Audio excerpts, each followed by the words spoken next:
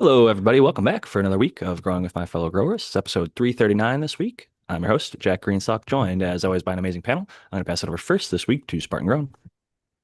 Thank you, Jack. I am Spartan Grown. You can find me on Instagram at Spartan Grown, all one word with no spaces. Or you can shoot me an email, spartangrown@gmail.com or russ at gmlarmy.com. I think that's right. Yeah. That And I sounds can help correct you to with your me. growing or lighting needs. Happy to have you back, and also happy to see Brandon Rust. Cheers. Welcome back, Brandon. Howdy.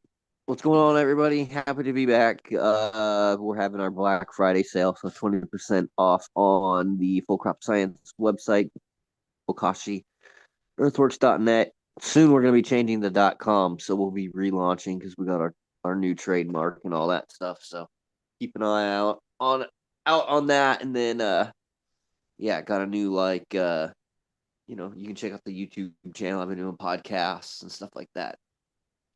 Been following along, and you're definitely staying active there and getting the content out. I love to see that, sharing information, educating the people, and keeping on your own personal grind as well. So always good to see that. Kind of taking it a little bit back this week and maybe thinking more from a beginner's mindset. And it's okay if we repeat the same tips. But I think the first three I mentioned to Spartan and I shot it into the chat a little bit, a couple hours before the show, in case anybody was able to see that. But I think of the three of us, I don't know if anybody's really had time to think about it. So it might be fresh and raw on the spot. So they might not be the best or perfectly most planned out tips. But my thought was we're going to give three tips on how to get started and then three tips or three ideas like things we wish we would have known before we started growing. And I guess I could start off with my first tip for a new grower getting started would be to pick a medium and stick with it for at least two, if not maybe three or more grows, because I think your first grow, you're going to be learning a lot about the plant, yourself, etc., depending on how much gardening experience you have. But if you say switch from cocoa to soil because you see some guy like Brandon crushing it in soil, and you're like, oh, I thought I was supposed to start in cocoa, but now I'm seeing guys like Brandon in soil crushing it, so I want to do it like him. I think you should stick with whatever you start with. So if you start with soil, stay with soil for 2 to 3 grows. And if you stick with cocoa, start with cocoa, then stick with cocoa. So that would be at least my first tip for somebody getting started is kind of dance with the one that brung you, at least for a few grows. Even if it doesn't go great on your first grow, try and learn from that grow and improve from that grow and move forward from it. And don't necessarily blame it on the media because it might just be that you're new to growing cannabis and you don't have the other stuff like the lighting and the environment and everything else that needs to be dialed in. So that would be my tip number one. And I guess I'll pass it over to Spartan for his first tip for somebody who's trying to start a cannabis grow. Um, God, there's so many. But my first tip would probably be the one that a lot of people don't do is learn how to water. And that could mean a lot of things depending on how you're doing it. But what works in a lot of methods is just the lift test, where you lift the pot and after you water it. So the first time you water that pot, saturate it, and you get the runoff or whatever, lift that pot then you know what a heavy pot feels like. And then lift the pot before, you know what an empty pot feels like, and you can judge how much to water that plant. It'll help you a lot more than just guessing or having a set amount that you water every single day and just blankly water it without testing if the plant really needs it or not. I think if you learn how to water a plant, it's going to help you, whether you're watering one or 10 or 1,000. And then, yeah, the only other thing I could kind of squeeze in there is I always try to tell people do one at a time. Start out with one plant. Don't, I've seen so many people start out and they want to plant out a 10 light grow or something crazy, their first grow. I'm like, man, what, get one down. If you can get one down, then put four under that same light and then worry about maybe timesing it by 10. But start a little bit smaller until you know you got it because this hobby can get expensive if you're just jumping all in. Both good tips. I'd say tip number one, learn how to water. Tip number two, start small, whether it's one plant or maybe just two plants and one light. You don't got to start off with a commercial grow facility by any means, although some Chads and Brads out there probably thought they could do it and tried to do it and failed pretty miserably. But I'll pass it to Brandon and ask, what would you be your first tip for a new grower trying to start their grow? Tip number three, make sure that you start with full crop science. Okay, so you know what's really cool nowadays is that, especially right now, Black Friday sales are happening. You can go on, I think I just bought another one. I don't need another one, but I just did a whole another tent setup. So it comes with your light, your inline fan, all the accessories. It's like $319. The one with $319 comes with a little inline fan that like moves and stuff inside. You can pick one up for $300 though. And dude, you could set up a little 2x2 tent and you can bang out a couple of plants and learn in one of those things. Those things, like if you have it inside your house and your house is relatively like, you know, air conditioned and stuff, and like the environment is relatively good, dude, it's super easy to control those tents. And like, so I don't know. I think that if you go and spend, you can spend less than $500 all in, maybe for like genetics, newts, your whole system, and start growing. And it's like, even if you're only pulling a couple of ounces out of that thing, that's like, you know, you might be paying $600 for 2 ounces in a dispensary or something like that. And it's like, so after your first harvest, you get your investment back. But yeah, dude, they make all kinds of like cool stuff for growers now. So like you can tap in really inexpensively on like a whole cool setup. I remember when we The first crazy started. thing is, dude, they still sell $50 eighths here in California. For the quality you will grow after like 2 or 3 grows in your home grow. You're going to grow $50 an eighth quality cannabis or better, very likely better, because you're going to be choosing genetics and dialing it into your liking. However, but if we just put it at that $50 grow eighth or whatever, that's $800 an ounce. So if they yield 1 ounce, they've already paid for their entire setup in that first grow, and it's pretty possible. I would say very likely to grow 1 ounce in your first grow if you just do one plant and kind of give your all to that one plant and try and dial in the environment as much as you can throughout that grow. Um, Not unlikely at all. I'd say several people get 2, maybe 3, maybe 4 ounces or more on their first crop if they grow one plant and kind of dedicate to it or have a decent little setup, especially like Brandon's talking about the tents. That's what I'm growing and just scaled up. I've got a 3x3 with a 1x3 next to it. And my little Vivo Sun controller always tells me like what percentage of growers I'm in. And it's because I live in Southern California and my environment's very good. But it's like I'm top 97% this week. Last week I was top 99%. I did run a heater this week.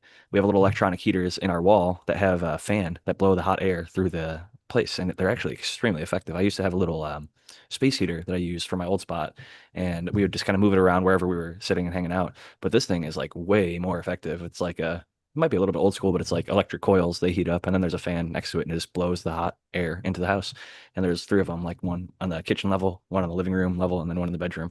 And when I ran that, it got the tent up to like the max limit of the temperature that I allow for it, and it made the VPD go a little bit off because I allowed my RH, I think, to be a little bit higher, depending on the temperatures, etc. But I got it a little bit dialed back in, so hopefully I'll be back in that 99%, maybe even the top 100% soon, leading the way for the Vivo Sun growers out there with that little grow controller or whatever. But it's just a nice little metric, and plants are happy and healthy, and happy to see everything going on with that.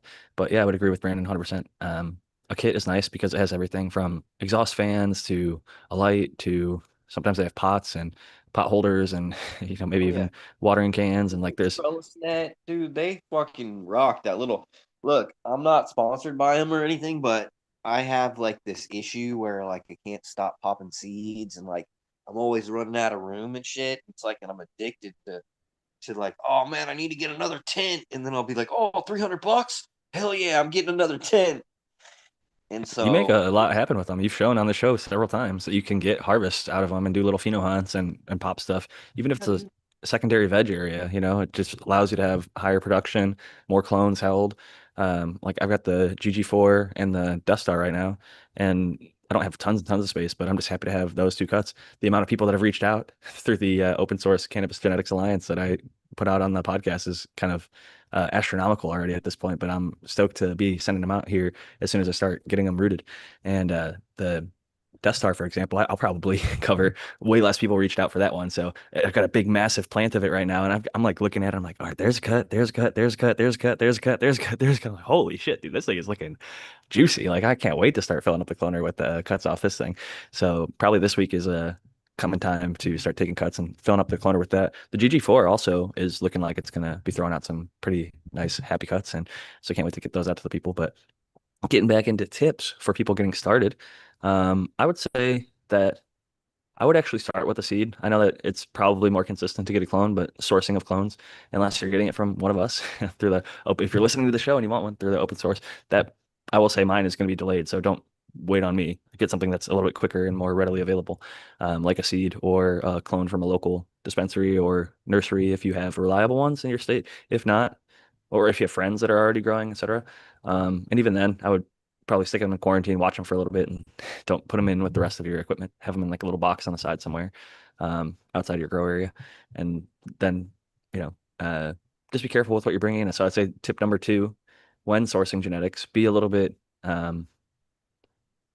skeptical about some of the claims because everybody claims to have everything. So if you go cannabis seeds, it'll go to like one of these big, usually Canadian or Amsterdam or whatever seed websites, who then claim that they have GG4, cookies, OG Kush, uh, Bubba Kush, Big Bud, every single strain under the sun.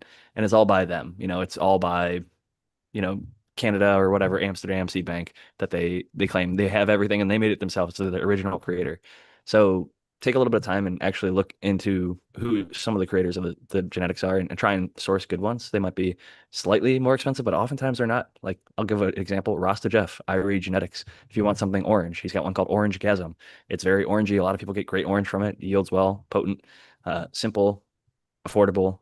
Brandon Rust has lots of great seeds on Bokashi Seed Vault, and you could hit up Spartan Grown if you want some Project V. They're growing amazingly for me. They smell great in veg, which is my sign of legendary strains, and it's coming from a legendary breeder, in my opinion. Subcool, who bred some of the best strains of all time, in my personal experience.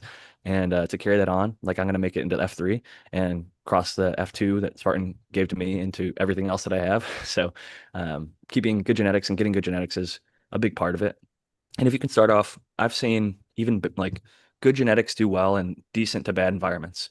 Bad genetics won't do really good in any environment. Like you could put them in the perfect environment, they're still going to suck. If you're growing like hemp, but you're trying to grow high THC and get like stoned and high terpy stuff, and you're starting with uh, cherry wine or something, it's going to be cherry smelling, but you're not going to get high on it. It's a high CBD strain. And if that's what you're looking for, then great.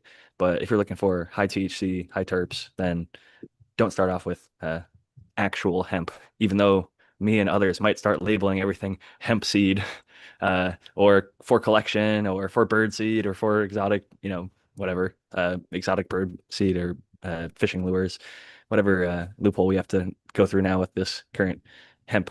They said any part of the plant, which is kind of crazy.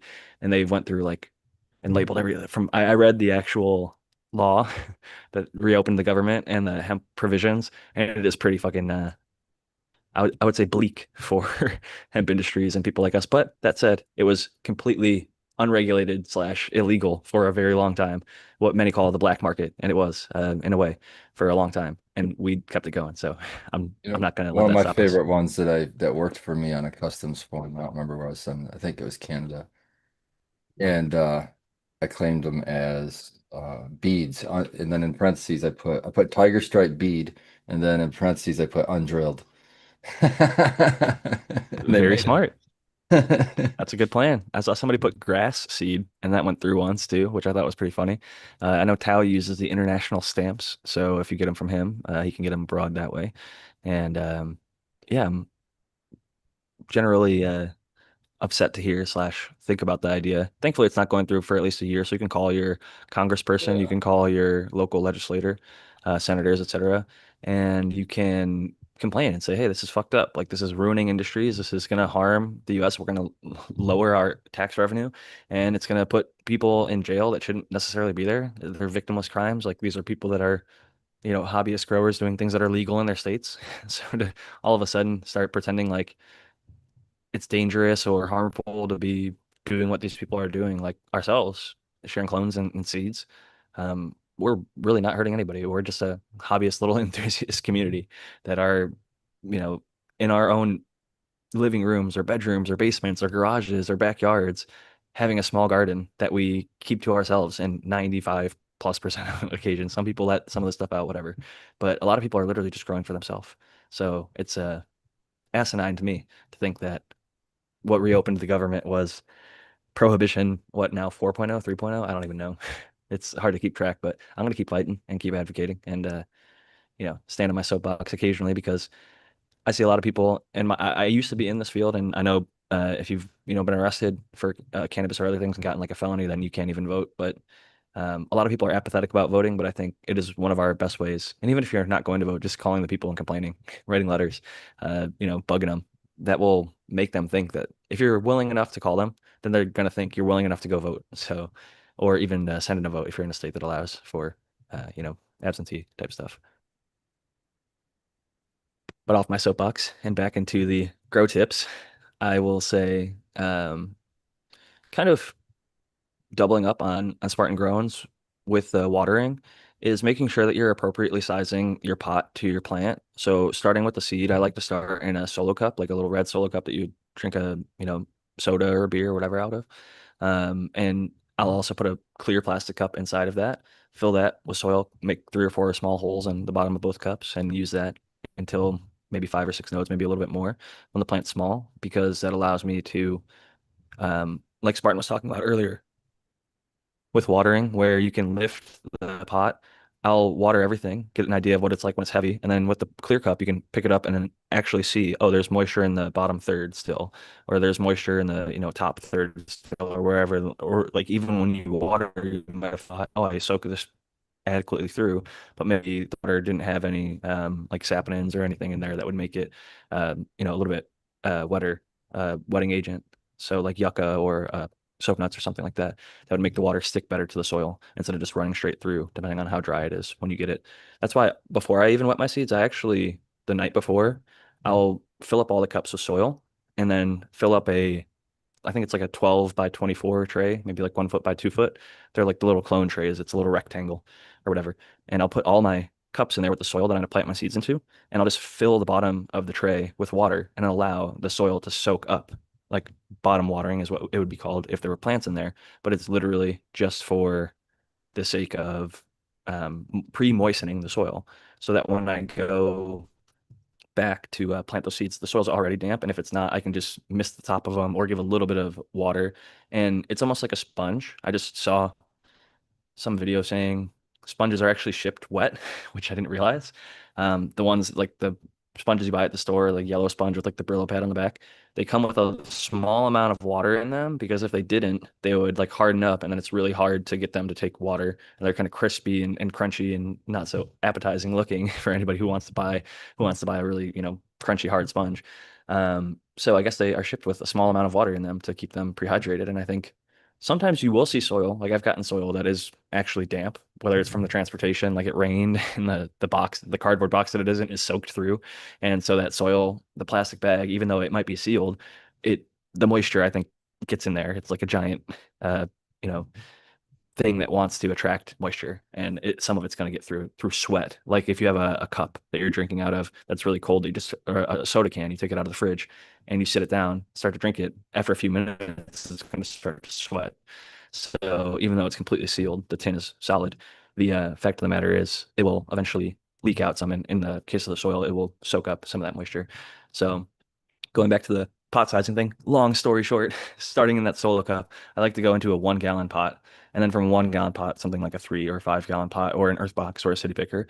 Because as I size up the plant, I size up the pot, and that makes the watering a little bit more easy to understand. And with the lifting, I can see when the soil's dry almost all the way through and then know it's ready to give water again. And if I start to see it droop, which I usually push, like I say, on the side of underwatering, because I used to be and still am occasionally because the soil mixes that I run, even though they're well aerated, can hold on to moisture longer than you might think. So I try not to overwater plants ever. So I'll push them to the point where it's like I'll let them get a little bit droopy from being dry before I'll That's a double big water. tip. That's a huge tip for especially for people that are new or if they're just unfamiliar with watering practices. It's always best to err on the drier side with cannabis because as long as you haven't really overloaded your media and you're like, because if you can't do over dry, like some osmotic stress, if you've got like too much sulfate or some other stuff in there, but if everything's pretty like mellow in your soil, you can let run them pretty dry. And that actually might help with like your nug density and stuff too. Just remember that's soil specific. If you're in cocoa, it's almost opposite. I would say almost err on the side of watering it too moist than under drying it, watering it. What are you talking Just like about? that Like, sponge. well, cocoa dries out a lot faster than peat moss, but I think that if you're like if you're like a soil mix or modified growing mix, that's cocoa, and you still got all that compost and Yeah, if you got amendments. all that stuff, yeah. It's still it'll still hold a lot of moisture. All of these medias do, but that is one of the things to think about. Peat does hold more moisture than cocoa does. Well, and I think Spartan was talking about when you're feeding it hydroponically, like if you're Yeah, I was feeding thinking it more salts like somebody who, because we're just saying new no grower. So compost, if it's a new no grower, Oh, they're wanting to grow straight. GH three yeah. part or Dude, Jax I 321. honestly, Yeah. dude, I encourage all new growers to start off with like just a decent soil mix. Because you'd be surprised how easy it is to just do a little top dress amending, hit them with a little bit of, you know, a little humate or whatever. It's so simple. Like how much do you actually feed and maintain your sip pot, Spartan? I mean, it's pretty basic, right? Yeah, yeah, they're pretty much all, yeah. Let me Like, see it. So so after I harvest the plant, I re-amend it. That's a big re-amend. But after that, man, it's like with your humates, they might get one in veg, they might get one at transition, and one, maybe around week 4. yeah, that's like how I'm doing it too. I'll just re-amend my beds and I'm just like do little shots, a little bit of microbes. But like I And you can I literally go water only. You can just go like reamend one oh time I and totally water could. only start to finish. I totally Just could in water. my beds because I've got enough sufficiency of nutrients, but I like to add those other things in there just to like, kind of beef things up a little. Yeah. The little But buffet. honestly, Make sure it's got everything it needs. like when I'm talking about like the top dress amendments and stuff, like my directions are like 1 tablespoon per gallon of media, which isn't a lot. Like that's and typically that is enough. Like people oftentimes I think just over do a lot of like overfeeding and stuff. Yeah, I think a lot of One- people they want it to be on a schedule. They want the plant to be on a schedule that they can do whatever it is, X amount every Tuesday, you know what I mean? Yeah. And for the end of time, and it's just going to work for every plant. And you kind of have to learn to read your plants. And Yeah. You can do that with with hydro though, just feed a low yeah, dose every time, like a 1.5 EC over yeah, and over and over and make sure it's coming out roughly around that 1.5, staying under 2, between like Yeah, 1.3 and 1 point or that is 2.0. that is true. Salts are different. The Totally thing, different you know way what? of doing it. You know how I was thinking about the other day, how people were like, some people will say, "Oh, you're force feeding the plant, you're force feed," and you are like, but people don't understand how that actual mechanism works or what the actual conceptual idea behind that idea is, which is that all of those salt-based nutrients are solutes, and so they exist in water. And if you look at something like phosphorus, phosphorus works through diffusion, right? It doesn't work through mass flow in nature, and so you're basically forcing nutrients that would normally get observed through a different mechanism. And so that's why they say you're force feeding plants. In the instance of phosphorus, it's like phosphorus interacts. It's highly sensitive to nutrient interaction. So it binds with other things because of its valence state, because it's an anion. And it can tie stuff up, and it's like so that's the real kicker. It's like delivering the nutrition how it would normally be delivered. And I get it, it might be more efficient in some cases, but like bypassing those natural systems for me seems like counterintuitive to maximizing plant health. I will yeah. say At at the the very same least, it time, has to be not maximizing efficiency within the plant, right? Because it seems Yeah. like you could only from a absorb so cost much. perspective, I'm honestly on your guys' side, and like I feel like I graduated to or evolved into what you're talking about because I'm obviously growing in a modified growing mix, and I enjoy that. However, I'll take the side of the hydro grower and say that it works and it's efficient in its own right. We're growing indoors under lights, which is like not organic or not natural, et cetera. We're growing in pots, we're growing in a climate controlled environments, et cetera, which is all not natural and in an organic, even like what I call organic and what I'm doing indoors. Um, Not so much that I'm force feeding it in the rapid way, but like if I'm using a humate fertilizer, which is like carbon based and it's already Yeah. broken down and bioavailable in a sense, like I can force stuff into the plant if needed quickly. Yeah. And even the mix, like a subcool super soil, in a sense, I'm forcing it to eat that. I'm providing it that buffet. It's like a slower effect. It's a slower uptake, but I'm forcing it. And if I want to upgrade or change the microbiome, I could hit it with a micro plus. And in a Yeah. sense, I'm forcing the micro plus on it because I know the research says that micro plus has good things in there for my types of growing. So I'm going to use those sort of superfoods or boosts or whatever it is to kind of uplift my style. And I did that when I was in hydro. I would use Mycos, and people are like, "Oh, you shouldn't use blah blah blah." But I'm like, I used it side by side, and when I didn't use it, I saw less roots and less vigorous plants. So I would powder it up when I transplanted it, and sure enough, the microbes weren't all killed by the salts or whatever. As much as people would want to tell me, "Hey, you're going to kill all the microbes with the salts," well, it didn't necessarily work out that way. I would still throw a compost tea in there maybe once a week, and I felt anecdotally like it would help. Maybe it was just flushing down a little bit of the EC. Maybe it was making some of that nutrient more bioavailable that was within the cocoa. There's a combination of factors that are possible, but Well, absolutely. Like Brandon was saying, like phosphorus is gonna bind with all that other shit. It's available in the water with all the other elements just floating around. So if the plant doesn't absorb it, it's gonna it could t get tied up. And when you add microbes to that, it can maybe untie up some of that shit. Or if you have salt buildup somewhere within the media, it's gonna work to break some of that up too. So it's definitely gonna work even in a salt environment, I think. Some of them, I can't say all of them, but Yeah. Most do. Like, here's the thing, the species, and when we're talking about the consortium, like that Micro Plus has, I dropped the last podcast video that I did is specifically on understanding their metabolites and how they feed off of each other's metabolites to create more complex compounds.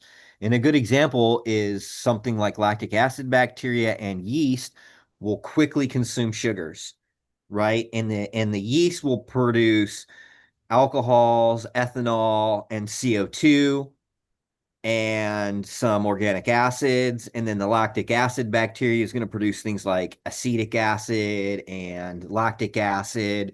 And then what's going to happen is things like the Bacillus subtilis and the purple non-sulfur bacteria. Purple non-sulfur bacteria can use that ethanol and that CO2 for energy because it can photosynthesize, so it can take carbon dioxide from the atmosphere or from its own environment and use that.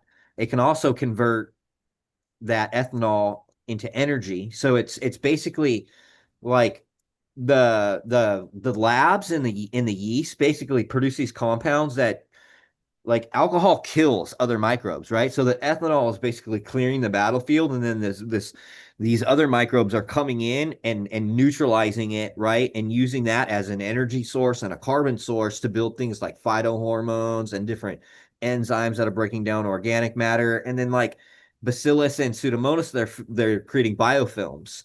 And the inside of those biofilms are anaerobic, right? They're protected from oxygen, so nitrogen fixing bacteria can live in there, and then yeasts live in there and they die. And their cells, they get lysed, right? And they release all the compounds when the bacillus or the lactic acid bacteria is producing like proteases to break down those cellular compartments, right? So it's creating this engine of metabolites, right? And that's what we're looking at, like the biochemical process of recycling and creating and bringing in nutrients, right, that feed that whole consortium. Because like purple non-sulfur bacteria in some cases has shown to be able to fix nitrogen, right? So it's like, I oh, think it's it's interesting when you look at like how ethanol is clearing it. It's like a scorched earth strategy in a sense where a lot of the times it's counterintuitive, but you see a fire come through and burn out part of a forest. And then what comes back very soon after is a bunch of sprouts and green and healthy growth. Partially a bunch of carbon that was unlocked from the trees and other undergrowth that was burnt. in A minerals, lot of people popular, yeah, potassium, minerals, potassium, potash. tons of it, potash. But yeah, people love the infusing sort of wood essentially to use similar what's the term that I'm looking for? It was real popular for a while, but it's a good microbe holder. Spartan, you might know what I'm talking Char. about. Biochar. There we go. There's the term I was looking for in Yeah. their soils. And it's interesting because like I was not knocking, but saying that like a lot of the stuff that we're doing is not natural, but we can take influences from nature and things that we see have great benefit in nature and then implement them into our horticultural practices, whether it's in a greenhouse or an indoor grow, trying to get high yields and the maximum amount of volatile organic compounds that we're looking for, like terpenes and esters and aldehydes and all the other things to make our stuff really tasty and good smelling, or rotten or nasty smelling if that's what you're into. So, getting back into the tips for the newer growers, I think I left off by saying like upsizing the pot, starting with I guess 1 gallon going to or solo, then 1 gallon, and then a finishing or larger pot or earth box type thing. Curious if Spartan, maybe you have a tip number 2 or 3. I can't remember. I would say patience over everything and get a second opinion and a third opinion because the first opinion and second opinion are probably bullshit. If you can get 4 or 5 opinions in two match, then probably go with what that is because there's so much misinformation. The first thing to do is that I usually suggest to do is to do nothing and wait a little bit and see if it improves on its own. Because a lot of times it just will. But if it's really bad, then of course, yeah, um, do some research. Do some research and make sure you're getting good information before you make major changes. Because a lot of times people do more damage over loving the plant when something does go wrong. So if something starts to go wrong or whatever, make sure you're not over loving the plant and be patient and give it a little bit of time. These plants survive really well outside on their own without our help. So just give some time to rebalance its stuff out. If it still looks bad after about a week, then maybe ask for help. It's a good point. Several good points there. I would say it's interesting. There used to be a show. It might still be around. I'm pretty sure it's not though. Maybe it is. It was called Who Wants to Be a Millionaire? And they had lifelines. People were doing trivia, and I think Regis Philbin was the host. There's a bunch of different people, but it was an interesting show. But one of the things that really stood out to me, I studied psychology, and this ended up being a thing known in like the wisdom of the crowds, was they had a phone a friend. You could like call a friend who's maybe an expert in the field who could give you that answer. They had a 50-50, which would eliminate two of the answers. So it was a multiple choice, A, B, C, or D. And there would be progressively harder questions. It started at like 500, then 1,000, and you work your way up to $1 million eventually. And the last one was ask the audience. And I could be mislabeling them, but generally those are I'm paraphrasing. But in the ask the audience, everybody in the audience could, because like the way that they got up to the seat was they were polled, and everybody's trying to get up there to like be in the hot seat or whatever. But they could all answer A, B, C, or D, and then they would show the results if they said, "All right, I want to do ask the audience," and it was something like 90+% of the time, like a great portion of the audience got it all right. So what Spartan's talking about, if you ask 4 growers, 6 growers, 10 growers, and 8 of them say, "Hey, turn your lights down and stop watering it every day," then that's probably the consensus, you know. But if you get like 5 different opinions and like 5 of them line up and then 5 of them are completely unique, maybe go with the one where like all 5 people said the same thing. And the wisdom of the crowd, I think, often is very beneficial. I think if you have access to someone like Spartan or Brandon, maybe weigh that a little bit more than somebody who's got no, like, there's a lot of armchair growers out there who have no sign of showing that they've ever grown a successful plant. So, like, look at their page and I hate to say this, but like, use that to critique. Like, do they grow plants that look like what you would hope to grow?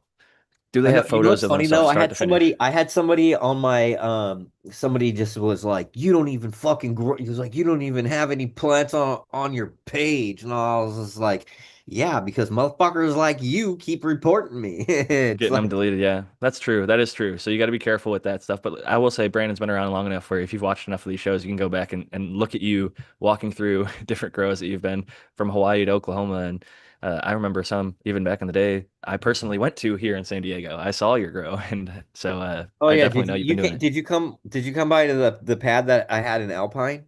Yeah, with the little pool and Oh yeah, yeah, and the cabana and all that. That was a dope ass pad it's right funny, man, there. because I'm in Alpine all the time now because turkeys. But anyway. Yeah, I love that area. East County, man. It's a interesting place. More campo, but Alpine and Yep. East Julian, County, Lakeside, El Cajon, Santee. That's my stomping ground. the good old days for I Brandon was Ross out in there. Descanso. I was out in Alpine growing. I was like on the outskirts a lot of times, just kind of like doing my thing out there.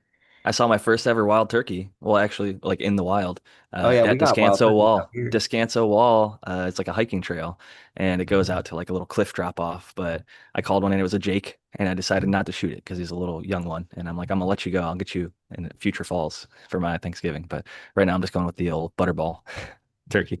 But off the turkeys and back onto the growing, and yeah. But before we get off the turkeys, I love when turkey hunters, especially because they love to tell me how hard it is to turkey hunt because what is they can see so good or something. They have really good And eyes. They can also and fly 60 miles an hour, 55. yeah, and I always like to come back as like, yeah, it's so hard to fucking hunt these things because I bounce them off my fucking car all the time. Yeah, it's so hard. Dude, The did you thing is, guys there's ever see? rules. If you're not a poacher, there's rules. You can't shoot off the side of the road. You have to be 150 yards from a road or trail or building or cattle. Well, And that's where there's all hanging cattle that are out, grazing. man. They're all hanging out by the road. That's for And goddamn on sure. private land. Like people have like food and water bowls out for their dogs and cats and animals or whatever, and the turkeys are Oh, smart. They yeah. wander up and go eat and drink out of there. So Did you guys ever 90% of the see? time you see them, they're on private. Did you ever see that video of the dude that like a turkey got into his big rig and shit, and he pulls over and he pulls it out, and then the thing jumps into the road, dude, and it smashes through someone's front windshield and just disintegrates, and the dude just comes out and he's just covered in like turkey guts. Turkey guts. Yeah, dude. Dude, they're That's big. They're big. They can get like up to like almost 30 plus pounds. So, and they have spurs on the back of their feet that they can cut you up and scratch you up. I see them tear up people's paint on their car all the time. I saw one dude like trying to swing a bike at it and it would like dodge and like came around peck them. They're vicious little birds, man. They could run like I think 40 miles an hour, so you're not going to outrun them even if you're in great shape. Dude, So, they had yeah. well, I don't know, what were they called, murder birds or something like that? Dude, there's like these birds skeletons that they had at the museum that I went to in Chicago, and they were like they're probably around like 5 feet tall, these birds, but they got these beaks that are like they're hella thick, dude. They're like that thick, dude. They're all sharp and curved, and Dagger they're like sharp. they're called terror birds, bro. They're called terror birds. Look them up, dude. Crazy. They're like flesh-eating fucking mini dinosaurs from like I don't know, like Damn. 500 or 600,000 years ago. Well, that's where all the dinosaurs went to, right? They all turned into birds, so that's probably like the They in all were between. birds, bro. All burnt, dude. So like Chickens are basically living they're dinosaurs. basically Yeah. like two groups of like reptiles, essentially. Speaking of chickens, they will eat a lot more than people realize. They'll eat bugs, they'll eat They eat rodents, they'll everything. eat other chickens, they'll Oh eat yeah. meat, they'll eat, Fuck you yeah, know, they do. they'll eat They're my everything. recyclers, dude. I throw all my fucking food trash out to my chickens. And guess what? They turn it into chicken manure, which is a little bit hot in the nitrogen department, but if you compost chicken manure, it becomes Yeah, pretty decent fertilizer, gotta and do you it. can use that to grow lots of different crops, Yeah, you including gotta cannabis. compost it. I use Vic all my chicken litter because I do like a straw. And so it's all mixed in with straw, and then that goes to the compost pile. Yeah, that's the way to do it, man. You have the browns already there and they're mixing the greens in for you, and then you just pull it all out of there and it's already ready to just compost. You don't have to do you're not trying to divide it out and try to mix it or anything. It's fucking already done. You just pull it Yeah. all out and let it pile it up. Vic High famously, before Subcool made his super soil mix, had compost chicken manure in his super soil It's that hard to work, dude. That's influenced. probably it was probably so hot on nitrogen. Like you don't need like chicken Yeah, manure is so hot. I think they composted it to help a little It's bit, but anim it's ammonium nitrogen. It's like it's gonna get converted into nitrate. Well, that's because those this is too much information, I'm sure, but that's because those birds they piss and shit all together. So that's why Yeah. it's all so coming out the hot. same. Yeah, Yeah. it's so high in nitrogen. Yeah. Sometimes plants need it. Some people are really lacking in the nitrogen, and it's much better than the alternative forms of getting I fucked nitrogen. up and used chicken shit on an outdoor grow one time, bro, and it was like, oh man, it was gnarly. It was so gnarly for Dark days. I'm green, like, I leggy. should have done that. Dude, it smelled fucking awful, bro. It's like one of those things like the first time you ever use like fish emulsion or whatever in your fucking in your soil, bro, and you're like, fuck my whole house for the next fucking 3 weeks. It just smells like fucking ass, bro. That's what it's like, and except it was outdoors, so it's like as soon as you pull up to the fucking property, dude, it's just like you just smell fucking butthole. Think you might even be able to feed it to worms and Dude, you make should worm have fucking castings. should have done the same thing and just spread it around the outside perimeter like 2 weeks before harvest, Spread, just yeah, to keep people keep away. the fucking people out. They're like, no, People are we're like, not "Oh, going it in smells there. like shit over here," and they start walking the other direction. That's smart. That fresh shit. Same thing with blood meal. You guys ever deal with like really fresh blood meal? Dude, it's like smelling salts, bro. Fucking that whiff. Oh. Whoa, it'll fucking knock you out, bro, if you take too deep a breath. I feel like the one of the ones that Spartan's got in his transplant slash reamend recipe. Um, It has a little bit of a nasty odor to it. I'm trying to think of Crap. it. Insect frass. Oh, insect frass. Oh man, I use so little of that. Shit's a I just little use a powder. teaspoon, a little tiny, like Spartan or I don't Brandon even was talking notice about the earlier. I smell to it, literally but use a spoon, and I just I've never had a bad smell with insect frass. yeah, me either. Uh-uh. I don't love the smell. I say kind of it's just like a dusty, kind of musky. I don't know. Maybe it just weirds me out knowing what it Oh, is. that's I fishy. can't say that I've ever like put the spoon to my nose to smell it. I've never done that. I'm just But super sensitive. I can smell oh, like maybe I need to mask up or something, but just when I open it up to like go grab it out, it's so dry and like powdery, and it just I don't know. It's got a to me it's funky. I don't know. I guess one of my Yeah, buddies pointed out that it stunk, and now I really notice it. when you're using Zoom, can you see comments from YouTube? I can because I've got a browser up over here, but I don't have like a, Oh. well, there might be an ability. I haven't actually tried. Host tools, chat, show chat Because I know on I previews. don't StreamYard, believe you because I use can. StreamYard, and on StreamYard Yeah. it connects to whatever platforms, and I can see all comments on the actual stream. I can highlight them. Like I can be more interactive. I like I'm actually going to upgrade so I can do dual cameras because so I can do an overhead view and I can draw stuff out like when I'm explaining stuff. Be like, all right, so this is the calcium, and you can see this has a plus, plus, plus, Oh, and that'd see be this is the cool. cation, and then You this one. can you can do that by just using like your cell phone and your computer for one. So use your computer for one, and then use your cell phone as another guest, and then use that cell phone to be like a mobile camera for you. And spotlight that one. Yeah, we could do that Yeah. technically here on Zoom if you set it up like that. But at the same time, I agree with you. I do think that StreamYard has benefit, and especially on like the Q&A shows, because then we would actually, like, I could see You can right pop now, them Marcus up. Green Thumb says "Cheers, Nut Tree 420," and I could like bring it up on the screen. And Green thumbs drawing from helps New so York. That's my much. homie. Raptor Grow says. A lot of people are visual From New learners, York, even though it's Marcus a Green Thumb. podcast. We do video and like we'll show and demonstrate stuff, and also like being able to draw to kind of I don't know, help people like myself. Actually, I'm a bit of a visual learner, ironically, as I do a, a podcast show. But yeah, I don't know. I think and I'm also hands-on, so that also isn't something you can do with a podcast. But seeing other people do it and then getting an idea of how one might do it themselves is pretty beneficial. A lot of people even have like the little GoPro or first-person point of view where they're working their garden from their own perspective, which I think is kind of a fun, cool effect to see people like actually like hands reaching out, like here's how I pluck and top, here's how I pluck a leaf, here's how I top, and they take the scissors and cut and show you right where they're cutting. You can So do that at with the this point, Meta there's glasses. You can stream from like Instagram Live with your Meta glasses. I don't know if you can do it with YouTube, but maybe there's some type of integration on one of their updates or something. I'm working. I ordered a mixer and some other stuff so I can get all my equipment, synthesizers, my beatbox machine, my keyboard, guitar, all my amps all integrated, and then so I could hook it into my computer. And then when I do like podcasts and stuff, I could be like, all right, Wayne's World, Brandon's World, party time. Brandon's gonna be jamming out. I'm gonna have to be muting him over here.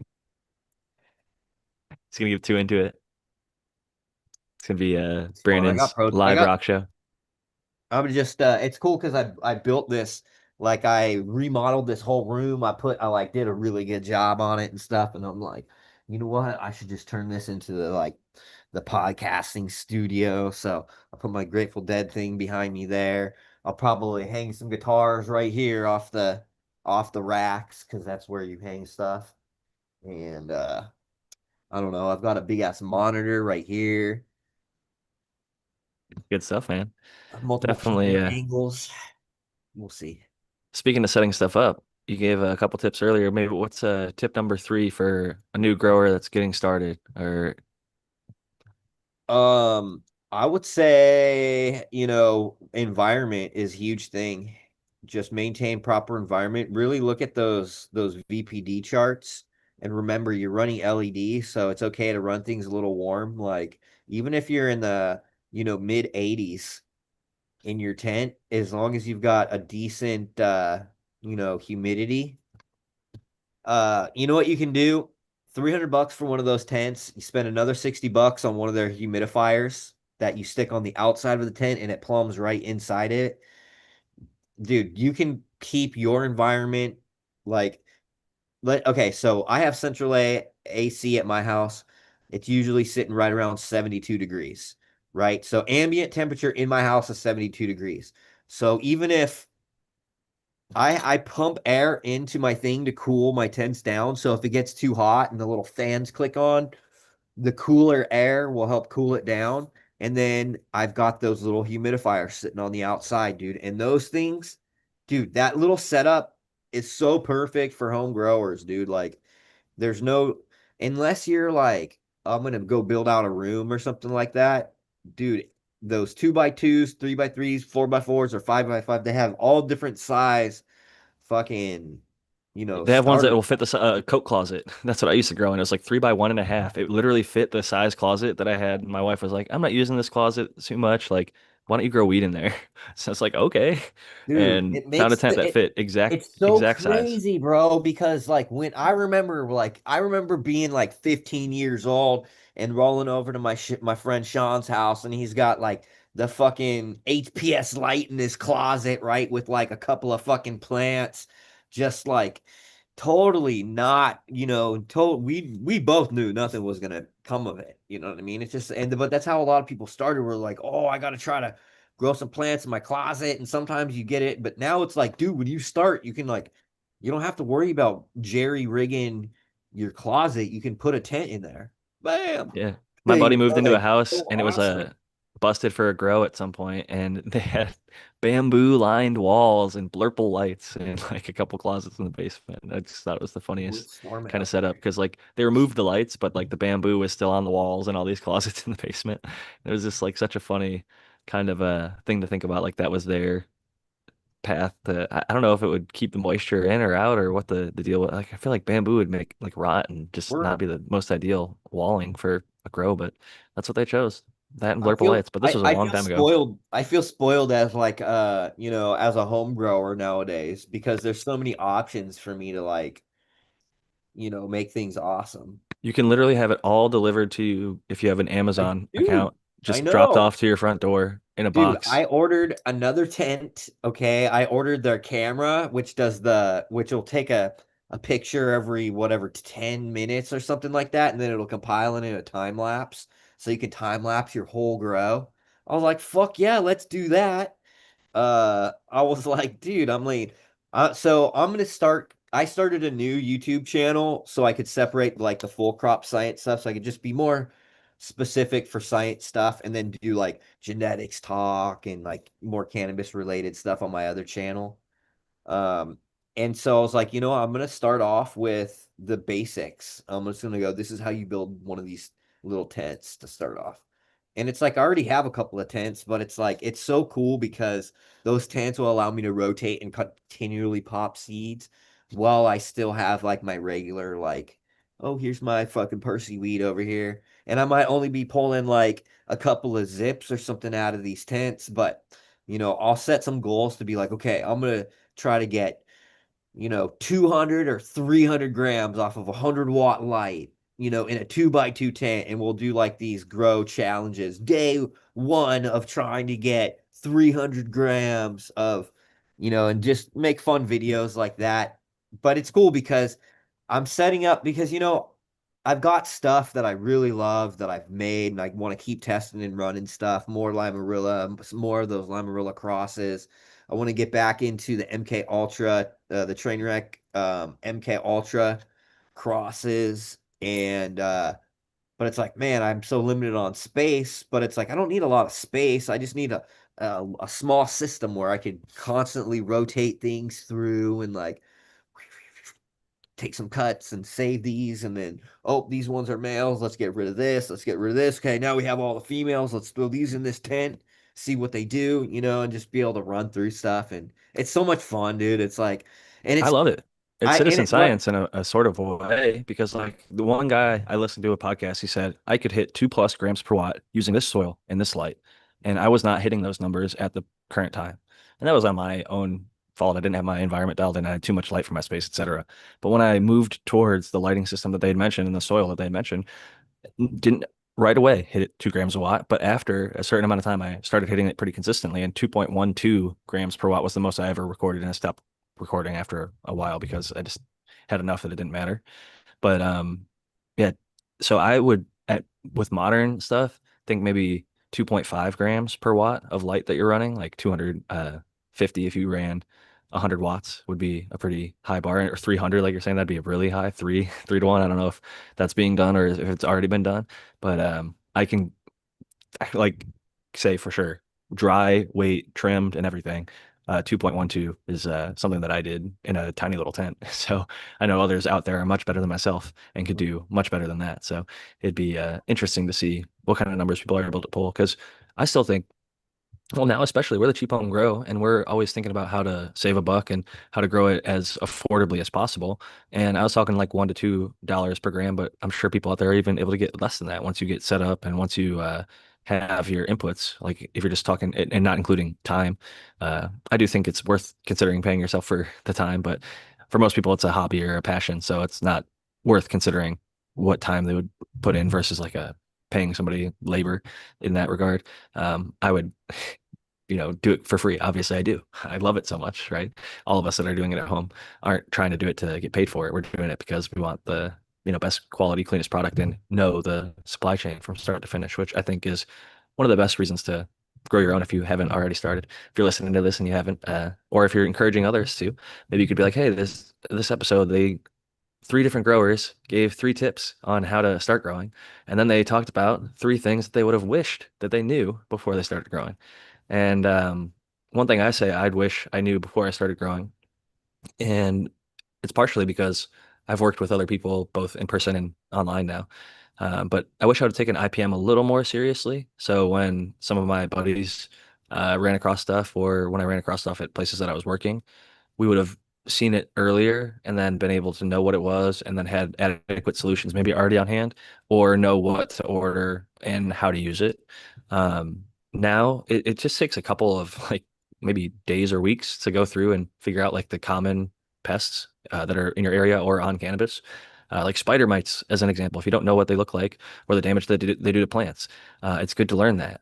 Like root aphids or thrips, I would say are like some of the big three pests, and then like powdery mildew and botrytis are like some of the molds and things like that that I would try to learn. And then knowing things like trichoderma and bacillus subtilis and things like Brandon and others have that you can use to fight against it. And there's predator mites that can eat some of these, spider mites, or there's sprays that can use that are completely organically sourced from nature, not using any chemical pesticides. So there's options out there. So just in my 30-second synopsis right there, one thing I would have wished I knew was that, because when I was first doing it in like the unregulated market, some of the temptation was if there were pests to spray like the most nastiest chemical possible and kill all possible pests and not thinking about or caring about the end consumer because the person who owned the grow wasn't necessarily smoking everything. It was going out to the street. When you're smoking everything yourself, you should care about what you're putting in your body. So don't use stuff like Eagle 20, aka myclobutanol, which turns into hydrogen cyanide, which at a certain part per million will literally kill you. It's poison. So don't poison yourself to use a pesticide when there's clean stuff out there that won't poison you and is also still effective. So that's one thing I wish I knew before I started growing. And I'm curious if Spartan has thought of anything that he wished he knew before he started growing.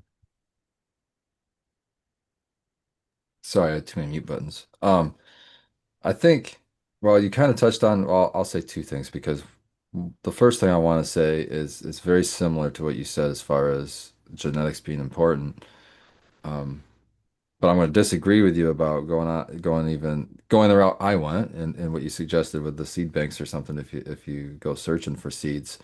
And I would say that if you have the ability, if you're in a place or within driving distance of a place that has an event or something like that that has the actual breeders of the seeds there, I would weigh, I mean, once I figured out that little hack, my fucking genetics, I didn't want to say legitimacy of my genetics, but the quality of my genetics skyrocketed. When I was able to talk to the person who bred the plant and I could go up to them and say, "Hey, I'm looking for a plant like XYZ." And they say, "This is the person that bred the damn plant and they know it better than anybody else." they have all the information you need. When you go to a seed bank or something, and I shouldn't not push seed banks because they're valuable, I suppose. They're just a middleman. They don't know every single thing about every single seed, so they're not going to have that information that a breeder's going to have. And they're also going to take their piece of the pie for their service, right? So if you go to a breeder, not only are you going to get probably better quality of seed, and what I mean is probably fresher, um, you're going to get the information, the quality of information is the top. You're not going to get any better than that. And you're probably going to get a better deal because you're not going to have to pay a third person, right? So, and if you're really like geeked about the genetics and they can tell it, most breeders just fucking hook you up anyway. They just do that because we're just all passionate about this plant, man. And we like recognizes like. So that would be my big one right there is when it comes to genetics. And then I agree wholeheartedly with the going to events. I will say the one thing when I reached out to Subcool because he used to stream live all the time, I said, "Hey, can I get seeds from you directly?" And he said, "No, go through JBC. They're the ones who put food on my table." So he was basically saying in his level, there were so many people wanting his seeds, he wouldn't have the time to individually send them out unless you were a tester, which I eventually became. There's a tip. If you want to be a tester for somebody, grow one of their strains out and then be like, "Hey, look, I grew your strain." Maybe when they're applying for testers, or be like, is it possible to test out some of your unreleased stuff? Or if you're looking for testers, I'd like to be one. Here's my documentation of it. It smelled like this. It looked like this. Here's some photos that I took of it late in flower. And that's how I became a tester for Humboldt Seeds. That's how I became a tester for um, Subcool. That's how I became a tester for Doja DNA, my buddy Dan. And I'm not currently a tester for anybody, but it was a really fun time getting to test exclusive genetics that were unreleased, that were like still ended up being super fire. And some of them, didn't pan out. Like one of them didn't even sprout. They had like I tried everything I could, and none of them sprouted. So I think that maybe something happened in shipment. Maybe it was something with that strain. Sometimes weird stuff happens, but um, other than that one case of the breeder directly saying like, go through the seed bank, they're paying my bills or whatever. Every other case, I would say like, yeah, like I went through like CSI Humboldt. They hooked me up so fat. I ordered, it was like old school, like send cash in the mail or like a money order or something in the mail. But I got like double the amount of seeds of each strain that I ordered, plus like several ones like similarly slash related slash in the wheelhouse of like somebody who would like what I ordered. Like they did a insanely good job.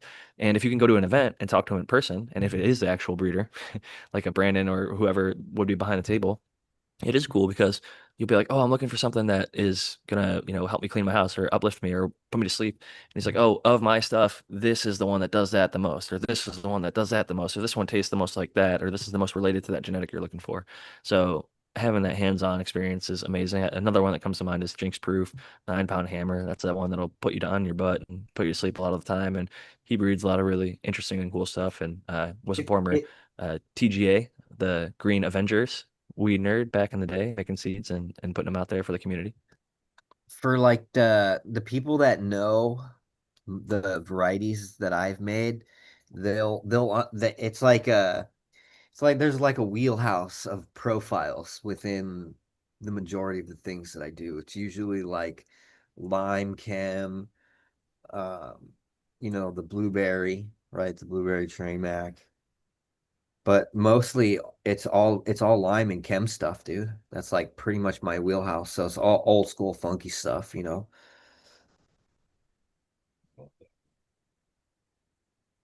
I love that when a breeder I always think of lime over focuses on lemon. one thing. You know what I mean? I like that. I see a lot of breeders online. I don't know. I'm gonna call people breeders whether they deserve it or not, I guess. But well, you'll see the classic. Here's one thing that I crossed to all of my keepers. Here's the next hot thing that I crossed to every one of my keepers. And it's like, you're breeding, but you're not testing any of those. You're just basically putting your testers up available for sale. Yeah, That's what it looks like. what's interesting too is like, so I went through a couple indoor runs. I'll do my last indoor bed run on all of the female phenos that I selected from the first populations of F3s that I did. And I'm not sure any of them are gonna like make it. You know what I mean? Oh Like, I'm not saying shit. that they don't look good because there's like they all, dude. Some of the high on some of that stuff, I was like, dude, I must have lost my phone a dozen times today. You know what I mean? And that doesn't normally happen to me. Um, And so that's really saying something. But it's like they're not all the way done yet. They're still drying, but I was kind of, you know how I was getting impatient. You go in there and you get a little piece that's dry enough to smoke. Um, but it's like I still have these, this other bed. Do another. I'll finish this run in about 30 days, and then I'll have several runs to compare and contrast all the different numbers. But it's like as of now, I'm like, dang, dude, okay, that took all summer up until now. And it's like I don't know. I don't even find. I'm not sure if I even found what I was looking for. I'm pretty sure I didn't. So it's like Yeah, I but found some cool at stuff. the same time, that's a lot of boxes. You can be like, okay, we're not using that, or that. Let's move Yeah, on. That's a lot of work you can just move past. Imagine if you found the opposite and there's all killer, then you're like, fuck, now what do what do I that go would be with? great. On this one, Yeah, that'd still be I great. and I'm not saying they're not great, right? Because there's a lot of stuff, but it's not what I'm specifically looking for. It doesn't match all of the details, right? Of like, hey, this is the terpene profile, this is the structure that I'm looking for, this is the high and the flavor. And so it's like, shit, okay, I gotta run through a bunch more of them now. That higher that effect that you were just talking about when you lose your phone, or if you've like lost your sunglasses while they're on your head, or if you just generally are losing things. In biopsychology or pharma, they talk about it being there's like a class of drugs called SSRIs, which are serotonin selective reuptake inhibitors. And it just allows serotonin when it floods the cells to stay in there longer to effectively be better uptaken over a longer period of time. Dude, I Cannabis does this with anandamide. Anandamide is one of our it's a bio or endocannabinoid. It's naturally within us. We create it. Like if you're a short order line cook and they say no pickles on that number 7, you don't want to remember that for the rest of your life. So you need to have a mechanism that allows you to forget things and like have short-term memory loss on purpose. Because if we remembered everything, we'd just be cluttered with bullshit random information like no pickles on that number 7. So the anandamide is unfortunately with certain strains, the way that our cannabinoid systems or endocannabinoid systems work is certain strains will abuse that sort of same system that the SSRI is, but for an anandamide. So it floods the cell and it stays in there way longer than it should. So things that were like considered, maybe minor information, where are my keys, where's my phone, where's my sunglasses, etc., um, happen much more often because of the anandamide that's in the cell. And it's an interesting class of drugs that are naturally within us, but we can sort of overinflate the amount of it and cause silly little things like that to happen. And certain strains are even more, like you're finding out, impactful than others. So, and I will say, one that I really love of yours, and I'm going to be next popping, is I think it's lime to lime. It's like lime BX, your limarilla to limarilla. I have some of your old Limarilla. school packs. Wait, Limarilla times Lima 1BX. I think Oh, so. Yeah, I they're love like the that one. That's fucking fire. There wasn't a lot of those out, and whew, I wonder if I even still have some of it. I probably do. But yeah, that's a good one. And so that Lime 1 BX will give you a lot of CBD. So you'll get a really high THC CBD, like 1 to 1, where you're usually getting like 11% or 12% of each one. And so the high on it is really great because what that does is it gives you like, because if you harvest around like the my recommended time, you usually like 55 days, it'll give you that nice mental stony effect, but it also have that really like relaxing body effect without making you tired. Like it like makes your body feel good, but not tired. You know what I mean? yeah, yeah. No, a lot of people like that, the one-to-ones, and I think it was Harlequin that can become a one-to-one. And one of the things that the guy Wayne Laughter, I think from House of Harlequin, was talking about was it could be as high as a 34-to-1 when he took it at week like 5 and 6, and by week 10 it could be like a 1 to 1, like a 3-to-1 or 4-to-1 or maybe even a 1-to-1. But the later you wait, the higher the THC. That's almost like the case with a lot of like hemp that's like actually trying to be hemp. Like it has to be harvested before a certain date. And a lot of it might be CBG or whatever, but even the high CBD stuff, when it's properly bred in the right environment, etc. But it's just interesting that the longer you wait with mixed varietals like that have the potential to be a 1-to-1, maybe if you wait too long, it'll be higher THC. So like a 15% THC and 5% CBD. So it'd be like a 3-to-1 or something if you harvest it at a certain point, if you push it really long. And it might not be that pronounced, maybe just like a 2-to-1, like a 10-to-5, and or 18 to 9 or whatever the breakdown might be. So it's just interesting that generally I think that there is like a basket that it can carry a certain amount of cannabinoids and then extras on there. Like some amount of it's going to be dedicated to terpenes. Like Brandon had a Limarilla cut that did 18% THC, but it had 12% terps overall. And then his other cut was 26% THC and 6% terpenes. So at least when you were in San Diego, I remember seeing those lab results and thinking, well, they both ended up being like mid 30s if you totaled up like the total of what you wanted. Yeah, And a the lot of people total. want high terpenes and a lot of people wanted high Dude, cannabinoids. So I'll take a high terp profile, dude. I'll hit me with those. And it's crazy when you get super high like that too. It's like they're hard to make hash with because they're just so oily. And it just like the types of plants where it's like if you rolled a joint, like 2 hours later, you just smell the fucking weed on your fingers. I love that stuff. Lamarilla is so awesome. I'm excited that I still have seeds of it. And I'm also excited to see Mini Split in the background when Noah the grower hopped in. I'm going to go ahead and welcome him as he said he's going to be joining about the 1 hour mark. And here we are. Cheers, Noah. I know I keep thinking about remodeling the studio.